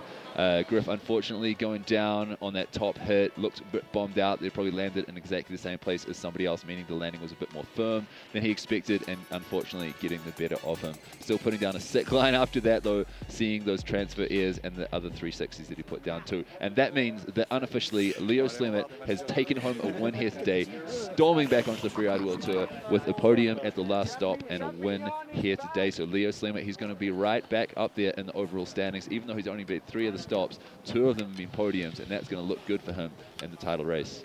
Yeah, Leo Slemmet showing why he has won, or why he's got a title under his belt. He, as you said, storming back is the perfect way to put it. So we're, you know, the other riders checking in on Griffin, seeing what's going on. But Leo Slemmet, unofficially, of course, your champion here in Andorra. Arcalis, Ordino, looking strong. He had such a creative run, adding all kinds of features, going super fast in the middle with the 360s. Only managed to be beaten in the 360 race by Liam Pfeiffer, who managed to get 4 in, but unfortunately going down on that last one. So Leo Slemmet doing it here for the crew out of France, and that is going to shake things up in the overall, with Christopher Turdell finishing second and Marcus Eder out of the running with that crash and no score because he lost his ski. That's right. So Griffin Moller, 46th, 13th place. I think that unfortunately that is going to be the end of the World Tour road for him this year. I hope that he goes back through the Freeride World Qualifier Series and gets back onto the World Tour, because last year he put down such incredible runs and shows us that he absolutely deserves to be here. He's a great person to have around, great sense of humor, great skiing style. So please come on back now. Leo Slemmet, though, taking out the win today. Christopher Turdell, second place, keeping his defending title championship hopes alive. Andrew Pollard, 2 podiums in a row, and Carl Regner Eriksson in top 4 with Wadek Gorek. Yeah, Wadek rounding out the top 5. Aymar Navarro with that blistering run in 6th. Drew Tabke there in 7th. Tom Pfeiffer, Mikhail Bimbos, and Berkeley Patterson rounding out the top 10 here in Andorra, the Freeride World Tour 2019 ski men's category. And then moving over, we got Yu Sasaki in 11th, Liam Pfeiffer in 12th, Griff, Tanner, and Marcus Eder rounding out the 15 or 11 through 15 there, and then we saw our list of DNSs. So we are going to move right back to the top here. We've got our snowboard women. We're going to have a little bit of a brief look at what's been going on with the snowboard women, but first we're going to see what the overall looks like. So Marcus Eder, still way out in front there, 7,200 points. Christopher Turdell, 5,800. So I think technically, if Christopher wins in Verbier and Marcus crashes, then Christopher could still win, but Marcus still right up there. Leo Slemmet right up there in 3rd now after only 3 competitions. He's got a couple of podiums behind him. So does Andrew Pollard. Tom Pfeiffer isn't far behind. Craig Murray still in 6th, even though he has been crashing in and out of the season. Tanner Hall in 7th, still in the top 10. Carl Regner jumping up into there, and Aymar Navarro and Mikhail Bimbos, the classic freeride style riders, looking at a bit of venue for them in Verbier. Yeah, and then Wadek Gorek making his way up into that top 12. We're looking at he and Drew Tabke now tied on 38.50. Rene Barcared unfortunately dropping out of the top 12 because he was not able to start here. Yu Sasaki, Berkeley Patterson, Liam Pfeiffer finishing things off in that category. And so then we see our list of athletes that didn't start here. Jan Rossis, Jan Dumax, and yeah, unfortunately for those guys, not kicking things off here as they are either injured or out for personal reasons. So we are looking here at the top of the venue here in Andorra, Arcalis Ordino, and we are going to be looking to get underway with our snowboard women's category. That's right. So just to clarify things, we take the top 12 from the rankings. So tied for 11th, those guys will both be in. Snowboard woman now. Another category where we could see a winner here today taking a World Tour title for another time. It's Mariannetti. Mariannetti, 2017 world champ. If she wins here, she is Freeride World Tour champion for 2019. And you know she wants it. She's hungry to back up her last 2 victories and complete the hat trick. Of course, we have super strong riders right behind her, though. Looking to defend her World Tour title, it's Manu Mandel, Anna Orlova. She won in Hakuba, and Maria Kuzma sitting in 4th at the moment. She'll be looking to get onto the podium for the first time this season. That's right. All to play for in our women's snowboard category. Manuela Mandel, she is the reigning Freeride World Tour champion, and she wants her title back. That's right. She's been sending it so far this year. So has Maria. It's really strong riding from the women's snowboard category. I think it's been a big step up for them this year. The size of the air that Manu took in Canada was really impressive, and it's cool to see that they're stepping it up. Yeah, great to see the battle shaping up between those women. We've got Erica Vikander is going to be dropping first for the snowboard women, fresh off a podium in Fieberbrunn. She wants to back that up here and stamp her ticket into next year and into Verbier. But of course, Manuela Mandel, she's the reigning Freeride World Tour champion. She wants her title back. And then Anna Orlova, she's been killing it this year. She won her first event this year, and she wants more than anything to win another one right here. That's right. So Maria Kuzma, Marian Erti, and Wanakana Hama, the last three in the field because Nicole Kelly is not starting today. She's headed back to Canada to try and compete in the 4-stars and requalify through that avenue. Maria starting fourth today. She has also come fourth in the last three of the competitions and sitting fourth overall. So maybe she's a little bit tired of that number, and she'll be definitely looking to get onto the podium for the first time this season and for the first time since 2011, which is the last time she competed on the Freeride World Tour. Yeah, quite a string of fourth places for Maria. She's definitely hungry to step onto the podium, but of course the other women in the field are hungry for the podium as well, and Marian Harty, if she wins here, that's it, she's the champ. And she has, you know, she's had a year off from being the champ. Well, Manuela Mandel has held that title, so Marian definitely looking to take that back, but nothing comes easily on the Freeride World Tour. Of course, Erica Vikander, no stranger to the Freeride World Tour. She was on the podium, and she is on course here in Andorra. That's right. Podium finish in Fieberbrunn. Looking to back that up with another podium finish here to get a spot in Verbier and for next year. Already in air off the top, putting in a grab there and coming down into the steeper, more technical sections straight away. Yeah, Erica Vikander now making her way into the upper half of what we've been calling the playground. Freestyle friendly, and Erica is a, well, she comes from a freestyle riding background as she makes her way now with a couple more features heading into the kind of the meat of the playground. Now, Erica definitely looking to throw some style into her run as that is her trademark. There we go. We're seeing it now. Yeah, we saw a 180 from her already, and I think a switch 182. I think she might have been just behind the rock from our angle on the first of those 180s, meaning she was riding switch for a while. Pretty impressive in a face like this, and finding some fresh snow now, looking to really get through this fun looking chute. She's pointing it through there, coming out hot and surf slashing that powder. It's a pleasure to watch from the lady. Yeah, Erica Vikander, mandatory air in the middle of that chute. She's the first rider in there of the day and showing that it is a zone to be reckoned with. When I just watched her go through there, it kind of, I can't believe that nobody else went through there. It's pretty crazy after two categories are done that she is finding a fully fresh line. That shows good scoping and definitely some creative line choice there from Erica. Yeah, absolutely. Hood up. That's the park star coming from a park background, competing in a bunch of high profile park competitions. She has Dew Tour, US Open and Sochi Olympic qualifications behind her. So stepping into the freeride zone now and showing us why she is here. She's putting in grabs, slashing that powder. I think she had a little bit of a bobble just before the finish line, so I'm not sure if there is a judging line before the finish gate and whether that will count towards her score. If we see a lower score from her than we expect, then that could be why. But really impressive run from the American. Yeah, hard to tell from our angle, but we know the judges' eyes never blink. So if it happened, we know they saw it. But Erica Vikander, the upper section of her line looked great, definitely adding style, a couple grabs there, and going into that chute, which, as we said, it's got a little mandatory air in there, and also the first track in it, which is that's something special on a freeride venue. If you can get the first track in a section, then you know you're doing something right. Yeah, that's right. Erica Vikander writing her list of results to me and saying that she had Ms. Soup Park just after she got hurt and then got a snowboard double cover. I actually understood that as she had MS, so I don't think she has that, but she is in first place right now, 75 points for the American. Coming out of Montana, she is looking for another podium result here. And just to confirm, we have had our producer in our ear just now saying that neither of the two categories that we've had so far, the guys skiing or the guys snowboarding, have got a clarified winner from the results today. So we're going to have to go to Verbier to sort that out. However, Manu Mandel, the defending World Tour champ, she is on course right now, looking to get another podium and keep herself in the running for another World Tour title. Yeah, Manuela making her way along the ridge. You know she's looking for something huge. That is her trademark, and she's coming in here to get things started. Nice, clean drop there from Manuela Mandel as she is coming down and finding her way into a different section than what we saw Erica. So already good to see the creative differences between the snowboard women's field. Yeah, that's right. Manu Mandel, the Peeps rider, Peeps sponsor of the Freeride World Tour now. Big mountain style, does a lot of backcountry stuff, a lot of split boarding and freeride touring. It's got that more classic chargy freeride big mountain vibe, and charging down here so far has been pretty quick. Looking to get into another couloir similar to Erika Vikander maybe. Coming over into the playground, sparkly power experience.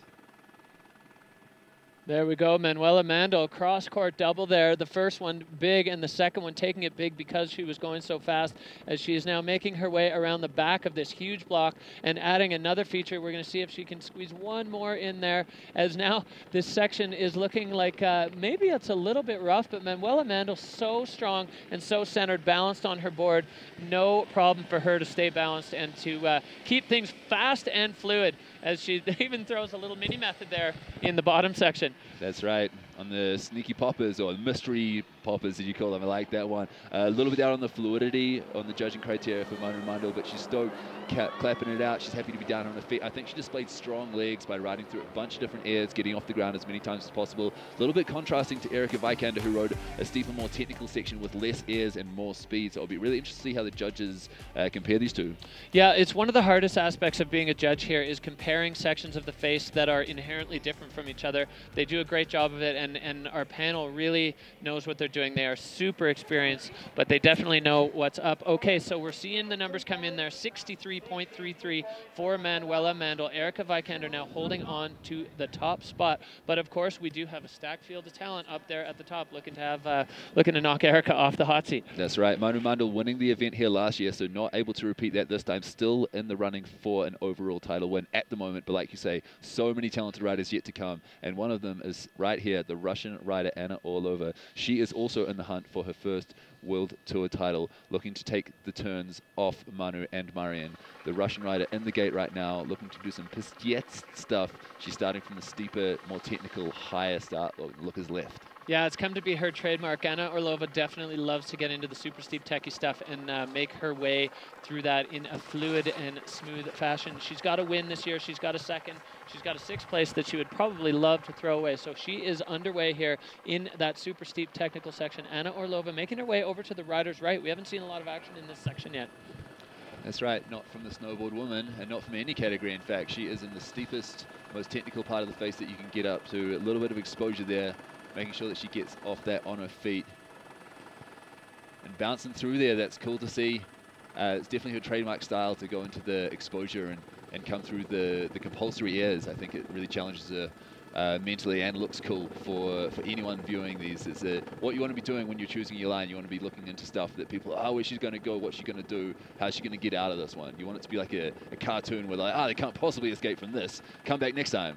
Yeah, that's right. So Anna making her way all the way across, but as we said when we were talking about judging criteria, she wasn't traversing for no reason. She made her way over there to hit that air, and I may have had a hand down, but it could have just been a slash and another feature. So this run absolutely packed with features from Anna Orlova. I think for sure, if we're going just based on the number of features, amount of time spent in the air, logging air miles, she has definitely got the most air miles out of the snowboard women's category so far, putting together a super diverse run, kind of starting over in the really technical rider's right section, and then the big move across, but really specifically to lock down that air. And then she had four more airs after that. That was definitely packed full of action for Anna Orlova. That's right. Anna Orlova, frequent flyer today, as you said, hitting so many airs, having a little bit of a control issue, though, in one of the middle ones, though. So we'll see how much that hurts her score. Completely different run to Erika Vikander, starting from a different start, riding a different side of the venue, hitting lots of airs instead of the steeper, flowier chute that Erika rode. So, like you said, wouldn't want to be a judge today. Really tough to compare them all. But washing out a little bit on that one and taking a butt check, which is probably going to hurt her score. Yeah, that's that was definitely the one issue there with Anna's run, but she just had so much in it where it's going to be interesting to see what the judges thought. As Anna's run definitely packed with action, but as you said, a control issue, so we'll see what the judges think about that. She's looking happy. It's always that huge blend of kind of relief and stoke and just all the emotions in the finish line for the riders, and this one even more so as it's been building for a week since we had that false start earlier on. Oh, here we go. Anna Orlova, 78 even, dropping her into first spot right now. Erica Vikander going to be stepping out of the hot seat and letting Anna take over. Both of these ladies throwing down great runs, and Anna Orlova looking to secure first place, but of course we've got a couple more riders looking to have a say in that. That's right. Anna Orlova sitting first right now, keeping her title hopes alive. Erica Vikander in second, keeping her qualification hopes alive. So really tight stuff in the women's snowboard field. Next up we have Maria Kuzma, and she is already on course. She has had three fourth place finishes, and this is her fourth start today, so be looking to get onto the podium for the first time, and she might need to do that to qualify for Verbia and next year, since Erica has taken so far a second. Yeah, so Maria Kuzma looking like she is off to a good start here. Fast, flowy. She lives in Bali when she's not riding her snowboard, so definitely always kind of showing that surfy style, which I really like. It's definitely it's always fun to watch. Yeah, airs and grabs off the top two features and getting to a more technical section now. The rocky, bushy, pockety air, making her way through there quickly like it ain't no thing. It's a slightly more technical zone, and putting in a nose butter 3 there as well. Cool to see, bit of style. Yeah, right now Maria is looking surfy here, and great to see that bit of style, and she's going to head into this chute once again, like Erica, finding a line that nobody else has touched all day with an air, and then just throwing those gorgeous pow turns down. Maria Kuzma looking like she is having a blast out there. Yeah, that looks like so much fun to ride right now. Like we're saying, you look like you're having fun. The judges are going to look like they're giving you a good score. They will be giving you a good score, not just looking like it. Maria Kuzma finding her way out of the venue now. That was a pretty quick run too, as well as a couple of hits, couple of grabs, some power slashes, and an untouched shoot. Pretty complete from the Kiwi. Yeah, that was definitely a run that looked enjoyable. I hope that Maria enjoyed herself seeing the judging criteria there. So as we said, this is just a tool for you at home and us to keep up with what we think the judges may throw down. Maria Kuzma making her way there nice and smooth, and with that classic surfy style. Yeah, the only Kiwi left after the other 3 Kiwis that were competing have all gone down due to injury. So big shout out to Hank, Sam, and of course Craig. Maria, the last Kiwi with the possibility of a podium and a world title at the moment. So looking to need a win, I think, if she's going to have hope for the world title. 3rd potential podium here today that will hopefully qualify her for the Freeride World Tour finals in Verbia in a couple of weeks. Getting a hug from her travel buddy and shred buddy, Anna Orlova, coming out of the hot seat to come and congratulate her. Yeah, it's been really cool to see the camaraderie with the riders here outside of the competition phase. They're hanging out together, they're traveling together, they're spending a lot of time together, and you know, these kind of situations really create a strong bond of friendship.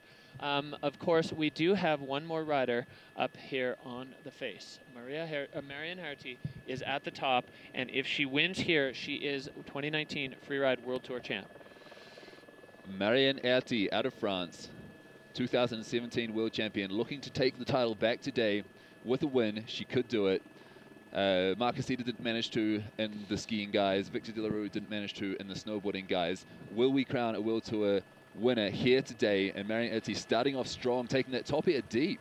Yeah, that was huge. Marian Herty is showing that she means business here. She wants that title. She wants to stand on top of the podium. Of course, the other women who are currently down there are definitely looking to get involved. But Marian right now looking strong. That was a huge air off the top, and she is charging.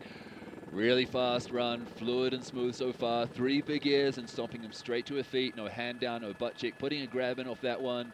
A little bit tail heavy like a boss, just bouncing it like it's a park jump. Super smooth stuff here from the 2017 world champion of freeride snowboarding, Marian Herty, and stomping that one clean too. Sun's out, guns out. Marian Herty stamping her stamp of approval on this venue, and getting another one of those mystery pops at the bottom. Such a strong run, super fast. That air at the top really kicked things off. The judges love that. You know, as we've talked about before, the judges are kind of looking at things as a thermometer, and when you get the thermometer into that hot zone right off the bat, it's definitely a good sign of things to come. And Marian Erti taking the opposite approach in the middle of the venue, going all the way from riders left to right, where Anna Orlova went all the way from riders right to left, and getting that big transfer at the bottom. That was a strong run for Marian. She's definitely made a case for her championship title to be locked down here today. Are we about to see a Freeride World Tour champion crowned after only 4 out of 5 events? She's wearing the golden bib. She's giving a hug to the hot seat. She's hanging out with her fellow Frenchman, and Marian Erti, 87.67, the world champion could be crowned right here, right now. We have one more rider here to go.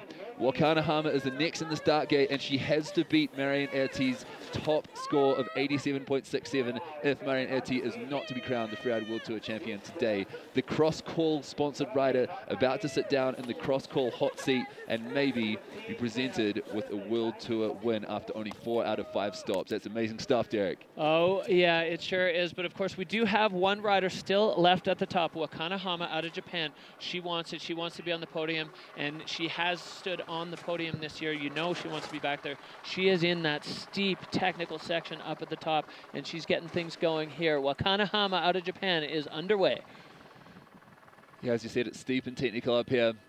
Wakana always looking for those gnarly lines. Coming down to the looker's left so far.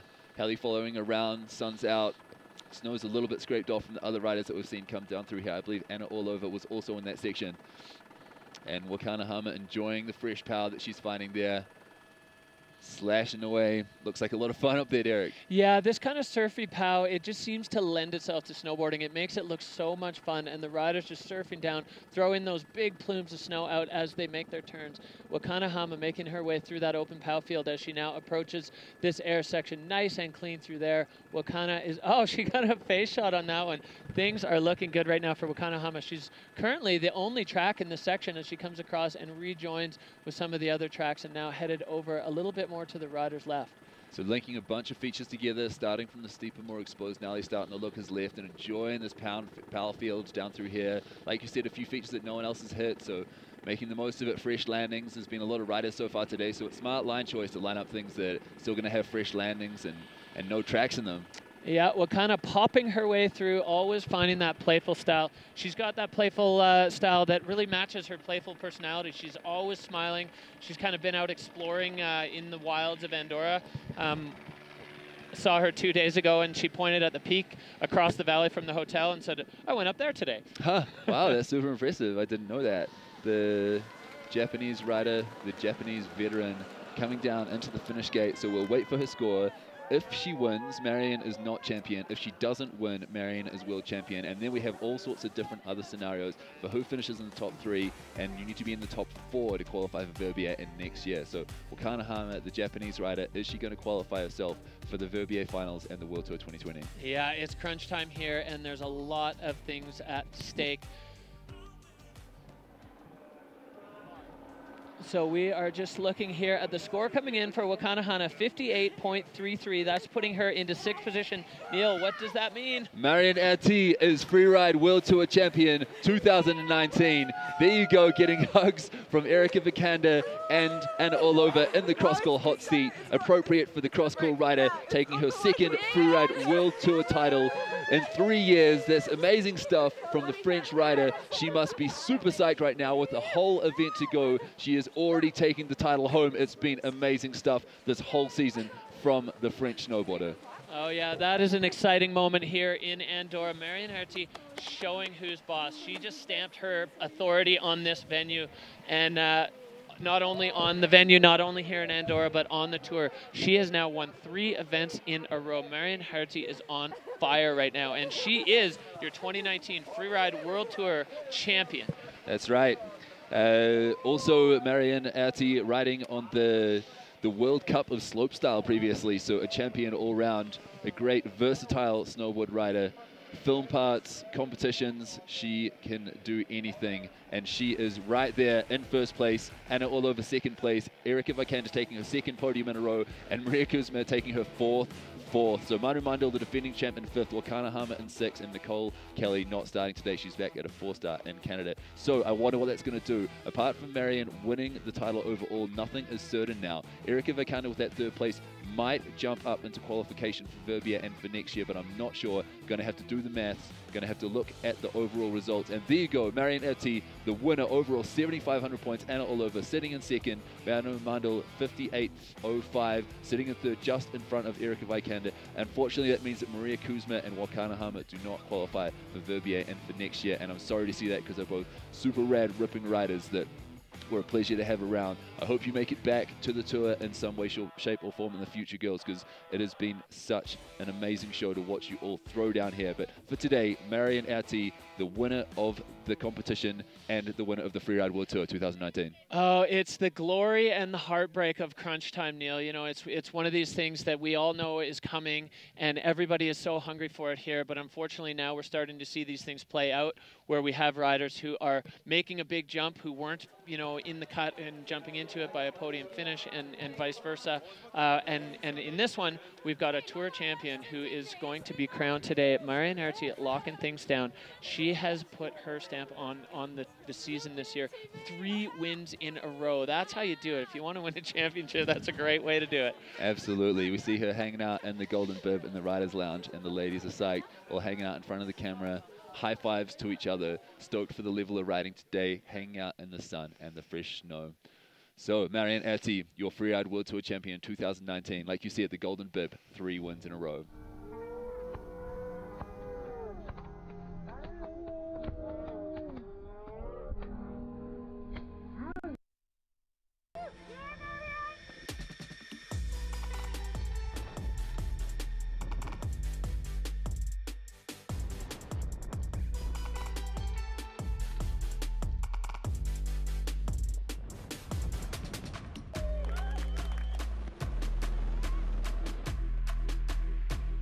That's right, the only result this year that was not a win. Enjoying that deep powder in Japan, I think all the riders were pretty psyched, and there was a permanent smile on her face basically the whole time that she was there. Yeah, and then locking things down for the win at Kicking Horse. We're seeing the hugs and the champagne. That was a cold day to get champagne sprayed on you in Kicking Horse. That's right, before Fever Run only 2 weeks ago, taking another win there in the steep and exposed face. It was the first time that the riders started from the high point of the face, the very highest point that you can start from on the Wildsee Loader. She took home a win the first time that the women's snowboarders have started from there. So no advantage to having been on the World Tour before for her. It's just pure skill. It's knowing how to ride a snowboard, knowing how to pick a line, and knowing how to execute on the day. Yeah, and that's exactly what she did here. She chose a super creative line, and really quite different from what we saw from the other snowboard women, taking that same entry air as we saw Leos Lemet on his win on the ski men's side, which was just super spectacular, and she took it deep. She went big on that one. Yeah, impressive riding from the French today. Marion Erti winning the snowboarding. Vadik Gorik coming in third place, I believe, and the guys skiing. Leo Slemet, of course, winning the guys skiing. So great days for the French. It's not too far away. I think that you could go for a ski tour about 20 minutes away from the lift access that we have here and be in France. So I wonder if that helped in some way. The local knowledge, the local language, the local food. Yeah, working well. Definitely the French folks feeling right at home here in Andorra. As you said, the back of this resort is the border of France. We were looking out in the direction of France and scoping some really cool looking lines back there, but the French riders definitely feeling at home today and making their mark on this face. So we've seen what it takes to win on the face here today. The face is compressed, but there's a ton of features and there's a lot of different ways that you can make it look good. But what's key so far is you got to be clean and you got to link enough features that are all big enough to impress those judges. That's right, linking as many features together as possible is going to be the key today, has been the key for the riders that have already been. We've had 3 of the 4 categories. They're already down. They've had that relief feeling of coming through the finish line, whether it is excitement or disappointment in comparison to the nervousness in the start gate as you're talking about. And the French coming out on top so far today, of course, France. French being one of the national languages of Andorra. We've got 3 languages, national languages here in Andorra, and none of them is English, so pretty impressive stuff when you speak to the locals and they reply in English because they already speak French and Spanish and Catalan. Yeah, it's been incredible, the hospitality that the Andorrans have shown us. I love coming here. I've always enjoyed both the people and the terrain and the snow. You know, we've had spring skiing, and then today we've just flipped right back to winter, and the riders showing that they are making the most of these wintry conditions. The snow surface on top is good. It's still firm underneath, but that just means it's stompy and that the bomb holes aren't proving a problem for the riders. It is critical, though, that they find those transitions on this face. Yeah, that's right. So 3 categories done, 1 to go. The ski woman is going to be the next and final category. And in the ski woman, we have another situation where we could be crowning a World Tour champion here today. Unlike the other 3 categories, the World Tour champion that could be already crowned here today is not one person, it's 2 potential winners. Ariana Tricome looking to defend her World Tour title with a win here today. She could take home the overall victory. But also taking win in Canada and out of Utah, Jacqueline Pollard. Yeah, it's been a really impressive rookie start for Jacqueline Pollard. She didn't have the run she wanted in Japan, and she left there with a reset mindset, and she came out swinging in Kicking Horse and took the wing there, which was super exciting to see, because similar to what we saw with her brother in Fieberbrunn, those riders, they need it to be fun, they need to be stoked on it for them to be successful. And so to see those riders, because they're both quite young, to see them have the mental maturity to make a reset like that, reset the head, reset the body, and then come out and do what needed to be done is really both impressive and exciting to me. And now to see Jacqueline in the hunt for a title with Ariana is just so cool. Yeah, that's right. So the 1 World Tour champ crowned here today already, Marianne Erty out of France. Let's have a look at her run, which took her home the title, both the win and overall today. So Marianne starting out of the Looker's right start gate. And we saw a mixture of which start gates did well for riders. I thought that the Looker's left start gate might be overall better because the terrain is more steep and exposed, but it turns out there's so many fun, playful hits in the playground that you can link together on the Looker's right-hand side. And that's done well for a bunch of riders today, Derek. Yeah, and Marianne just carrying her speed. You know, she's never shutting down speed unnecessarily. She stays pointed where she wants to go, which is, you know, critical for those fluidity points and for that aspect, going so fast. And then each feature that she moved to was big, and she took it right off the nose. Every one of those things, dead fall line. Here we see her lining this one up, and then she makes her way all the way across. This was a very clever move. This was really well scoped as she came all the way across here and then gets this final hit going, again, right off the end, taking it as big as you can and finding the perfect spot to land in. Yeah, that's right. I really like it when people scope lines that mean that they are hitting things as fast and as big as they can. For me, it's more enjoyable to see someone hit something off the nose and, you know, put a grab in like she did just there, rather than hitting something that's really big and taking it off the side, or if you take off the nose and backslap, it's not as good as like finding something that's exactly at your level. So that's why we're always talking about control and exposure and technique, because we want to see people doing things that they can do well rather than doing things they're not sure if they can do and landing them kind of a little bit, the show is about smoothness, style, and completeness. That's why it's not called extreme anymore. It's called Freeride. Yeah, that's right. And all 3 of the podium finishers in the women's field there on the snowboard side did exactly that. They rode lines, they scoped lines, and then executed things that they knew they were going to be capable of doing, which was critical here. It is crunch time, and we've also got, you know, we said a compressed venue. We saw Erica Vikander and Maria Kuzma going into sections where nobody else had even ridden yet, and then Marianne, again, the same thing. Nobody else went over there, but she saw it, she found it, and she knew if she pumped right off the end of it that she was going to find that perfect spot to land in, and she did exactly what she needed to do. Super smart line scoping from the girls here today. As we're saying, first time that the World Tour has competed on this venue, so no advantage to having been on the World Tour before, just how good you are at scoping. And the advantage of this venue is that you can scope it from so many different angles. You can look at it from the left and the right, from the top and the bottom. And that's not always true for all the venues. Sometimes it's only from the bottom and maybe from the top. Makes it harder. Yeah, for sure. Some of them have big ridges or other peaks beside them where it just doesn't offer those side angle vantage points. But this one was easy to access the sides, so it was kind of good that way. And I think what we're seeing from that is this really creative variation on the lines. And we're also seeing I don't think we've seen anybody really get lost. All the riders know exactly where they're going, and I think part of that at least is the opportunity for them to scope from so many different angles. That's right. So coming up at you next, our final category of today, it is the ski woman and the potential for 2 different people to take on the World Tour title before the finals.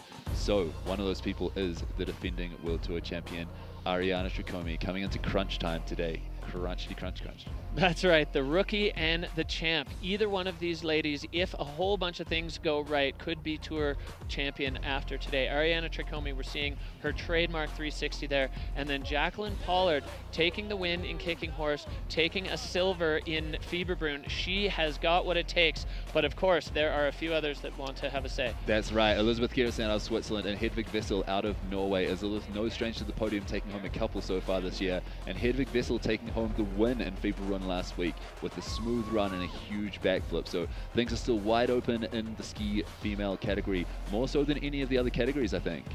Yeah, ski women is hot right now, and all of the women are looking to cement their spots. They want to stand on top. Ariana wants her title back. Jacqueline, the rookie, wants it, and of course, both Hedvig and Elizabeth really psyched to stand on the podium again. Those girls want to be on top. It's really all to play for here at crunch time in Andorra. Crunch time. So Hedvig Wessel, the defending champ from Fieberbrunn, the first time she's competed here, first out of the start gate today. Juliette Willman looking to put down a run to qualify for Verbier and for next year, and the same with Jackie Passo, the experienced American veteran. Elizabeth Gerritsen, the Swiss style rider, coming at you, looking for another podium, and Hazel Birnbaum coming back for this stop. Yeah, that's right. And then defending Tour champion Ariana Tricomi, Ayana Onizuka out of Japan, Jacqueline Pollard, of course, the rookie out of Utah. Maud Bess, unfortunately, not able to start here today as she did sustain a knee injury. So we've got a stacked field of talent on the ski women's side. And we are 30 seconds away from Hedvig Wessel, the Norwegian, who is looking to back up her win in Fieberbrunn with another strong run here. Hedvig Wessel, pretty excited about the venue here. She said it kind of feels like Scandinavia a little bit. Firm snow, you know, the venue was not super complex. She feels really confident in her ability to scope her line, and she is off. Hedvig Wessel is on course. That's right, the Norwegian former mogul skier, visiting 2 Olympics and now changing her focus to freeride. She's starting from the more steep, exposed and gnarly start and getting straight through into a guy's line, one of the most prominent guy's lines, throwing a massive backflip off it too. Was that to her feet? Yes, it was. Went out of sight of the Cineflex angle for a second there, but Hedvig Wessel on a heater right now. Hedvig Wessel with the strong start in the technical section and punting a huge backflip there. That was a spectacular start to this women's ski field. Hedvig Wessel, she got a taste of blood in Fieberbrunn. She won her first event, and now she knows A, what it takes, and B, what it feels like, and she wants that feeling again. Coming into this bottom here, so hot. Little bit of a backslip, but damn, that was so big. Oh my God, that was a guy's run right there. That was fast, that was fluid, there was a huge backflip. I cannot fault that. That was incredible stuff. Hedvig Wessel, wow. She just went huge. She did a massive backflip. She went absolutely huge off that bottom air. She wants to win here. That bush got in the way of her landing, didn't let it slow her down. We're going to have a look at air and style through the roof, technique through the roof. This top section was super technical, and then immediately into this backflip. Neil, look how far she carried. Laying it out. I couldn't believe that she didn't under-rotate. She was just in the air for so long. Stomps this next one and then comes in so fast to this bottom air. Stomps that bush, little bit of a backslap, doesn't matter, she's already at the finish. Oh, my mind is blown, Derek. Hedvig Wessel, all smiles in the finish. We're going to see what the judges have to say about that little backslap at the bottom, but the rest of it just stood out so much to me. So much of that was so strong. So 70.0 for Hedvig Wessel there. She had some mind-expanding moments in that run, and what a way to start the category. Exactly, opening up the women's ski category with an absolute explosion. Hedvig Wessel setting the bar high. Oh, yeah, so we are straight back up to the top. Our young French rider, Juliette Willman, she has the ski racing background. She's got great technique. She loves fast skiing, and she likes to make it technical. We're going to see, we know she's got a few tricks in her bag too. She went huge in kicking horse, unfortunately unable to stick it there, but getting out strong out of the gate with a nice strong air there. Same air as we saw Marion Herty take off. Maybe that is the French air. The popular French air up the top, Le Baguette air. Juliette Willman, not a fan of anything in croissants. She likes to keep her free riding pure, just like her food.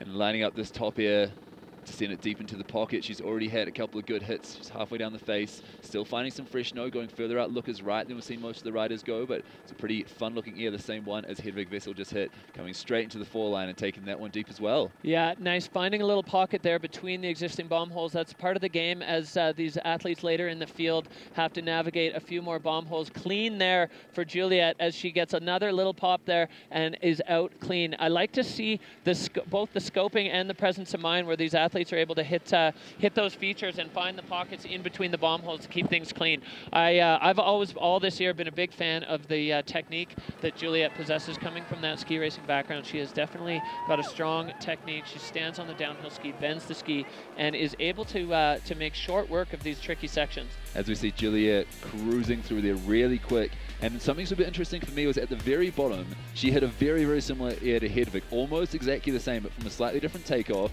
didn't go quite as big, no control issue on the landing, and then adjusted her skis to hit another hair just afterwards. So whether going big with a bit of a backslap or slightly smaller with a double and good control scores better, that's super interesting for me. Yeah, hard to say. Those lines definitely quite different. Juliet definitely going for the technical fast fluid approach. Hedvig just going for the massive sends. So we're going to see which ones the judges like. But either way, both of those runs really strong, and that's a good one for Juliet to lock down. That's right. So Juliet looking to take the cross-call hot seat off of Hedvig Vessel. Cross-call rider Juliet Willman, she has one of those tough phones that it's good to use in the outdoors if it gets wet or cold. But it's going to be a tough job to take the first spot off Hedvig, and she does not manage to today. Still a strong score, 66.33 points for the young French woman. Yeah, good run for Juliet there, showing her style and her technique, and also really clever scoping as she was able to find transition on that last air that sat a few people down. Right back up to the top, it is the legend Jackie Passo. She has always got some tricks up her sleeve, always going huge and always looking for the things that no other girl is going to look at. That's right, Jackie Passo, second here in 2017, first here in 2016. So Andorra, Ordino-Arcalis has been a happy hunting ground for the American veteran. Let's see if she can put another one down here today. All right, so Jackie Passo, she's coming out hot. She's showing that aggression right out of the start gate, and straight away finding a pocket in that air. Jackie Passo looking strong so far. Yeah, that's right. Two airs straight after each other without much turning in between. So really strong start to the run. Coming to the lookers left, riders right, rather than to the playground on the lookers right, as most of the other riders have gone to. And lining up a big air that we saw Vadek Goric backflip and Aina Navarro send. Jackie taking it deep. Little bit of a backslap, but stomping it from the American. Absolutely massive. That is what we have come to love about Jackie Passo runs. When she goes all out, and she's got more in store as she heads her way down. There's only one track in this section, and now there's going to be two. Jackie Passo! Jackie Passo! Same air as Yu Sasaki, owning the second track in there today after Yu was in the skiing guys category. So fourth category, lots of riders through the venue already. Jackie Passo finding some cool creative stuff and sending it massive. That was a classic Jackie Passo line. That's what we love to see from her, and really happy to see her lock one down, as we've seen her a couple times this year go absolutely huge and not quite able to pull it off, like we saw at Kicking Horse where she out-jumped most of the men. But that one, classic Passo there. Huge air. Like you said, a little bit of a backslap maybe on the middle one, but I have a feeling maybe that the line score is going to hold it down. We're seeing line fluidity, air and style through the roof there. A little bit of a blip on control, as we saw there. She did get pushed into the back seat, and then coming over here into the air that Yu Sasaki pioneered, finding a clean landing on that one. Jackie Passo making a case here for a podium, and it First place, Jackie Passo, yeah! All right, 81 points, so she knocks Hedvig Vessel off the hot seat with a completely different style of run. It's what I love about this sport, Neil. It doesn't matter. There's no set way you have to do it. You can choose your style, and you throw it down in your best. So Jackie Passo right now, Hedvig Vessel, and Juliet Willman rounding out the top three. 81 points there for Jackie. Yeah, amazing stuff here. We still have a bunch of amazing riders to come as well, like Elizabeth Gerritsen. But for now, Jackie Passo, the veteran, sitting in the hot seat. All right, Elizabeth Gerritsen, she's been on the podium. She has had those third place finishes, but she wants better. She wants to stand on top, and Elizabeth Gerritsen is certainly capable. She's got a ton of style. I really like the way she adds style to everything she does. Really sent that top air as well. I've seen a lot of people hit it so far today, and she went past the bomb holes with a different takeoff. So good line scoping, good maturity from the Swiss rider. She said to me that she didn't think she was ready to be the World Tour champion. She would feel like she's a little bit of a cheat if she won at the stage she's at now. But she's obviously developing as a skier, very smart, wise, and makes good line choices, skis super hard, executes really well. So impressive stuff so far from the Swiss girl. I'm not sure if it's long till she's ready to be a World Tour champ. Well, you know what? 2/3 and a 4th so far this year. Obviously, there's something that she's doing right, and that last air is kind of showing exactly what it is. The way she took that super creatively, I like the angle that she hit it at, and then just laid out one of those classic free ride turns. There's a little more style for Elizabeth Gerritsen, and she is bombing into the finish corral. So Elizabeth Gerritsen, again, another strong run from this women's field. Nobody is going to give up the points or the podium spots easily here. Elizabeth has not finished outside the top 4 this year so far. Hopefully she's going to be able to keep that streak alive. That's right, Elizabeth Gerritsen, the peak performance rider. You see her taking that top air big, way past those other bomb holes. Went into the Ordino shopping center and happened to see a big poster of her posing next to it yesterday. So technique right on point, all that style, the tail taps coming over the rollers, little bit backseat on one of those airs, but a bit of a flat landing. I think her score will still be pretty strong. Amazing run from the Swiss rider. Yeah, I like that, the way she took that last air too. The angle that she got it on gave her a really nice transition, and able to find something creative. Seems to be becoming her trademark, creativity and adding style into everything she does. So there we see Jackie Passo sitting in the hot seat, nervously awaiting to see what the judges have to say about Elizabeth Gerritsen's run. Yeah, that's right. The American veteran versus the young Swiss rider. Completely different styles, like you said. More linked features from Elizabeth Gerritsen that'll put her in 4th place right now with 62.67. Lots of features, lots of good style, lots of hits, but a couple of little control issues probably hurting her score a little bit, whereas Jackie Passo just absolutely sending it massive airs to completely change the game. Yeah, so we're heading right back up to the top. The women's field is lighting it up. Hazel Birnbaum out of California. She has made it clear that this is going to be her last year on tour. This is her swan song, her farewell. And her farewell has included a podium so far this season. She wasn't able to make it to Fieberbrunn, but on Kicking Horse, she did stand on the podium. And she wants nothing more than to do that again here in Andorra. So that's right. Hazel Birnbaum won the event here in 2015 in Andorra. So good to have her back as she is retiring this year. See if she can do that again. Hopefully she makes it to Verbier as well, and we get to see her ski her trademark big mountain freeride style, as she's already showing that here today. Really quick through the venue, taking that top air and like just lacing this run, enjoying the power, moving quickly through the venue.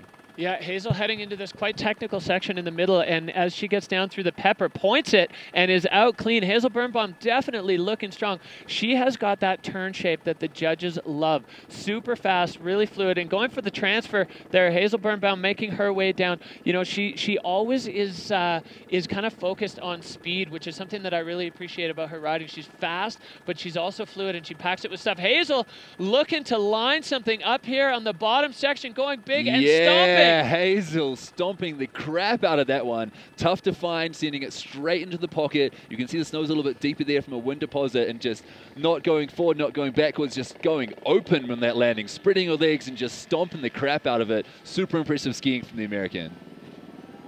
Yeah, that was a great line from Hazel Birnbaum. Really creative, definitely, again, different from what we've seen. It was interesting looking at the face initially. I kind of thought we might just see a lot of the same stuff. And then you see a line like that from Hazel Birnbaum and you say, okay, well, there are still things on this face that we haven't seen.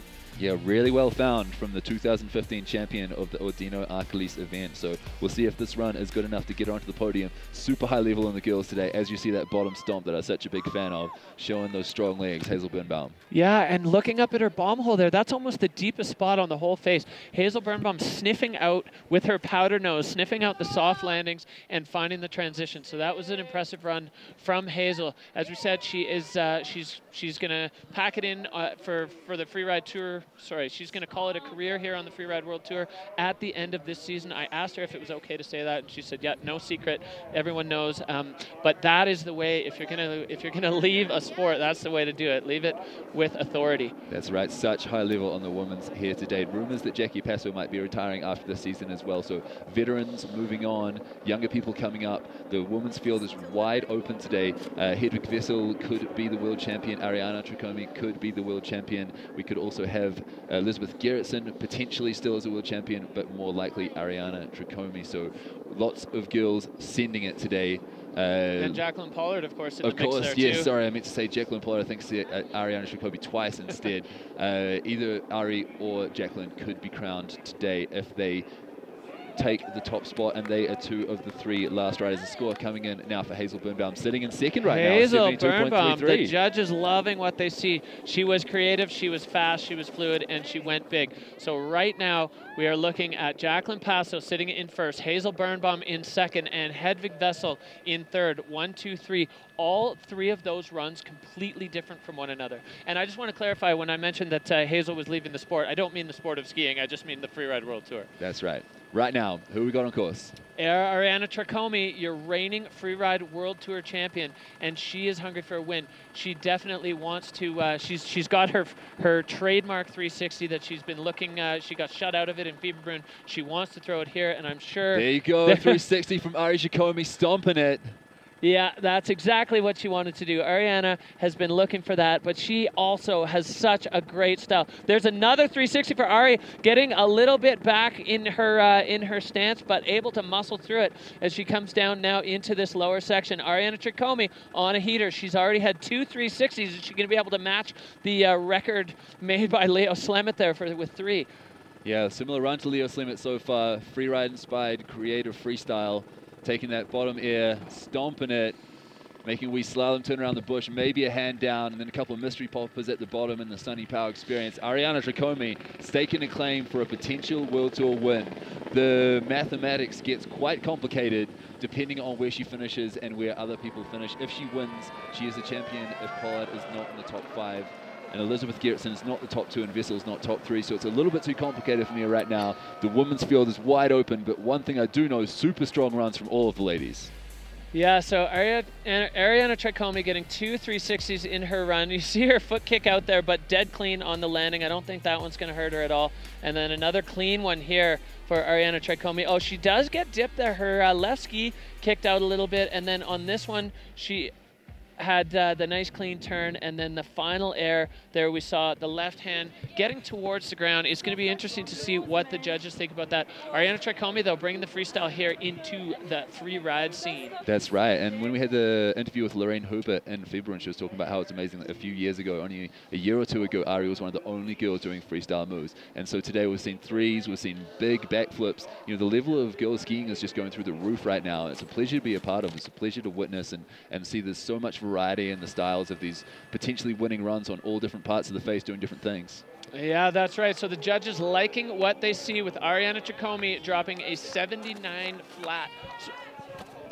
So right now, Jackie Passo is holding on to the top spot there with that 81. Ariana Tracomi, 79, and then Hazel Birnbaum rounding out the top 3. That is going to push Hedvig Vessel off the podium for this one, but we are straight back up to the top. Ayana Onizuka getting ready to drop in here in Andorra.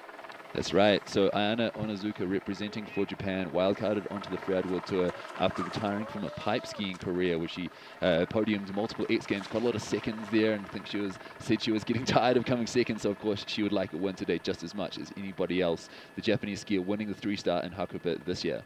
Yeah, you can see the snow in that upper entrance is getting a little firmer. You saw the way Ayana's ski bounced around. There wasn't a ton of snow in there, and a few riders, they're all kind of making the same turn shape, and so it's definitely affecting them. Ayana, nice little shifty over that transfer air, getting her from the technical zone in start 1 over into the top of the playground section here.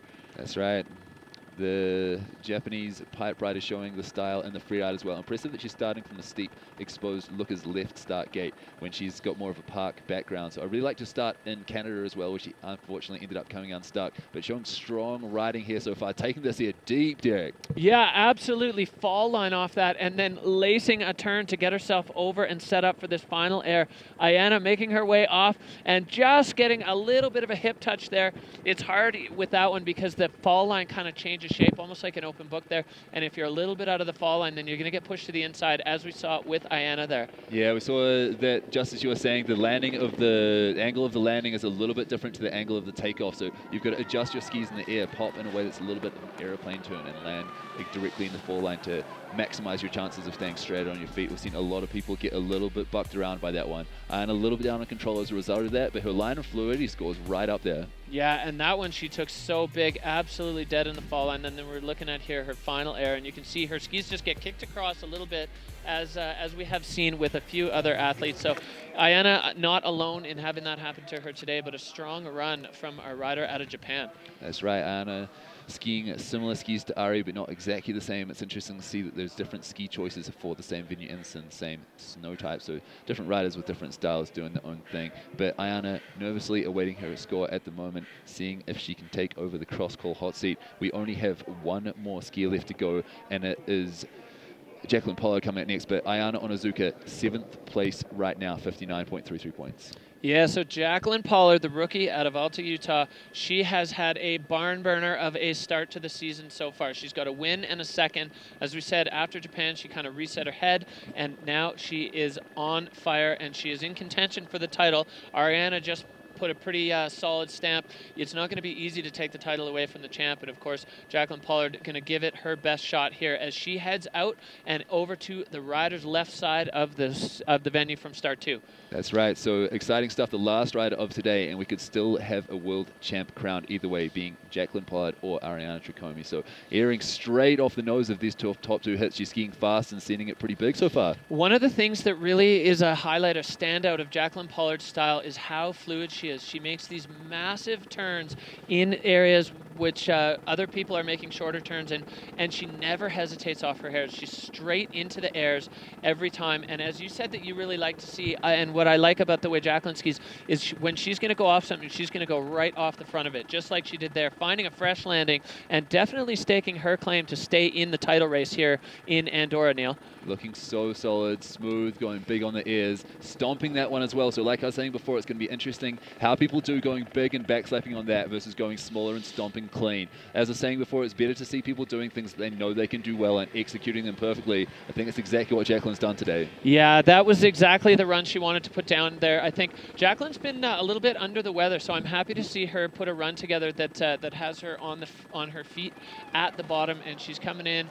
all hugs in the finish area for our ladies field. So Ariana and Jacqueline kind of locked in there, looking like I have a feeling Jackie Passo going to hold on to the top spot after what we just saw from Jacqueline. Yep. But definitely I think that's going to keep Jacqueline in touch with Ariana. Yeah, that's right. So Jacqueline Pollard, as you say, super smooth, fast, and controlled skiing in the hunt for the title race. Probably won't be taking it home today. And interesting to see that the young American rookie getting a hug from the American veteran who's currently sitting in the hot seat. Really cool contrasting styles there today, going to completely different parts of the venue. But in general, the level just so high in the women's skiing field. Yeah, you know, it's really cool. In 2015, Jackie Passo, there we're seeing the Pollards there in the shot together. Jackie Passo was a mentor for Jacqueline Pollard at the Freeride Junior World Championship. She went up to the start with her, talked her through her line, and it's so cool to see now both of these women on the Freeride World Tour. And Jackie's still taking a bit of a mentor role, but of course now Jacqueline is her competitor, so she's not going to be giving anything away in that role of mentor, but kind of just helping her through the ups and downs of what it's like with tour life. And it's great to see, as we said, the friendships and the cooperations and stuff that go on here amongst the athletes. So the Pollards there, and we are seeing a repeat of Fieberbrunn where the Pollards are going to stand on the same spot on the podium at the same event. 74.33 there for Jacqueline Pollard. That is going to put her into 3rd place. So the Pollards are collecting quite a haul of medals. They got 2 silvers from Fieberbrunn. They're going to have 2 bronzes here in Andorra. Neil, what a story here for the siblings. Yeah, that's amazing. They'll both be going to Verbier, and that's pretty incredible. They weren't happy with their runs in the first competition in Hakuba, and what a way to turn things around. Back-to-back podiums for both of the brother and sister there. So incredible stuff from the Utah family. So looking quickly back at the overall there, I think that it's said if Tricome comes 2nd, she is world champ and Pollard is not top 7. So that hasn't happened today. Of course, Jacqueline Pollard landing on the podium. If Elizabeth Gerritsen wasn't on the top 3 and Hedvig didn't make the top 5, then Ari could have won so far today. So still super tight at the top there and wide open in the women's field. Results coming up at you. All right, so Jacqueline Passo with a classic Passo run, lighting it up. It's what she wanted to do, and it is exactly what she did. Ariana Tricomi and Jacqueline Pollard, neither giving an inch here in Andorra. This battle is going on to Verbier. Hazel Birnbaum there rounding out the top 4. Hedvig Vessel with that massive backflip and the huge air at the bottom. Unfortunately, just a little bit unable to keep the control perfect, which she needed, but still in the top 5, so right in touch. Yeah, I mean, Juliet Wilman's run was pretty damn impressive as well, and so was with Elizabeth Gerritson's. All of the riding today was really, really good, and to not make top 5 with the runs that those girls were doing, it must be pretty tough. Maud Bess, unfortunately, not joining us with a knee injury, but with the podium she's already got, I think she'll be qualified for next year anyway. Let's have a look at what that has done to the overall rankings. As I said, things still wide open. Ari Tricomi just in front at the moment in the first place. Jacqueline Pollard not far behind in second, and Hedvig Vessel at the moment overall in third. Only 220 points separating first and second there, and Hedvig Vessel still very much in the mix, and you know she's going to be hungry for it in Verbier. Elizabeth Gerritson, Jacqueline Passo jumping all the way up to 5th there. Hazel Birnbaum, Juliet Wilman, and then of course we see Maud, Ayana, and Eva Volkner there are rounding out the top 10. So the top 6 of those girls are going to Verbier and qualified for next year if they want to. But the thing is that 5th and 6th there have both qualified for Verbier and next year, but have said that they're retiring. So Hazel Birnbaum and Jackie Passo going to Verbier for the last time to see if they can take a Verbier title, which is almost as coveted as an overall World Tour title, I think. Oh, almost, and in some cases, maybe even more so. Verbier, if you win the Extreme, that is something that just cements your place in the Hall of Fame of freeriding. Absolutely. That's a win that everyone wants. So, of course, if you want to get in the game, you want to be a little bit more behind the scenes, you want to feel a bit more invested, Peak Performance Fun Bet has your back. You can go online, log in, create yourself a profile, and then you can choose the riders that you feel are going to do well. It's been going all season, but of course, it is still running for Verbier, and it's your last chance to get involved in the game. Verbier Extreme, or sorry, the Extreme Verbier and Peak Performance Fun Bet coming together here to light up the scene and keep you behind the scenes and involved in the game. Get involved. My name is Hedvig Vessel, and I want to stand on the top of the podium as a Freeride World Tour champion. With Peak Performance Fun Bet, you can choose whoever you think will win. By doing so, you have the chance of winning prizes from Peak Performance. Follow these instructions to enter the fun bet. Now, who would you bet on? Very playful rider. That's not a big air. Oh, Vinny, and he's just cruising. Me? So the Peak Performance Fun Bet is something that you can get involved in. I hope you got involved with it today because there was some amazing runs, and if you bet on them, you could be taking home some free Peak Performance gear. But wow, Derek, what a show today. We got through it pretty quickly. I'm proud of the crew for that. Weather might be coming in. They waited for the right snow, and now we've had a great competition, and we're looking forward to the next one. Yeah, Andorra, Ordino-Arcalis in the books. We are done here, and we are on to Verbier. Neil, it's pretty exciting. So many things at stake, so many things at play. It's all coming down to this. That's right. Hello, Verbier.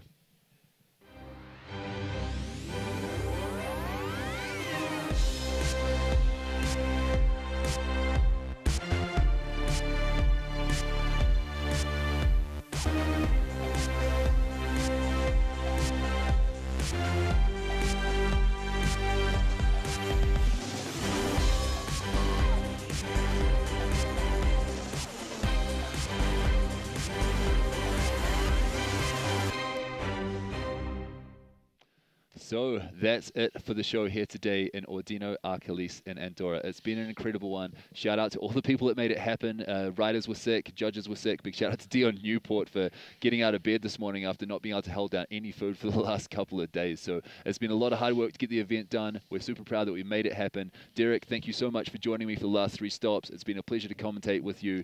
Look forward to working with you again sometime, hopefully. Yeah, I'd like to just give a huge thanks to the Freeride World Tour family for having me along on the ride, and to my man Neil here for letting me lean on him and helping me figure out what's going on, showing me the ropes. It's been a humbling and pretty special experience to be part of the Freeride World Tour. So that is it for us here in Andorra. Ordino-Arcalis signing out, and we would like to say goodbye and thank you to everyone involved, and we'll see you in Verbier. Thanks to you. Thanks to the riders. Let's have a good time in 2 weeks, 23rd to the 31st of March. Verbier Extreme.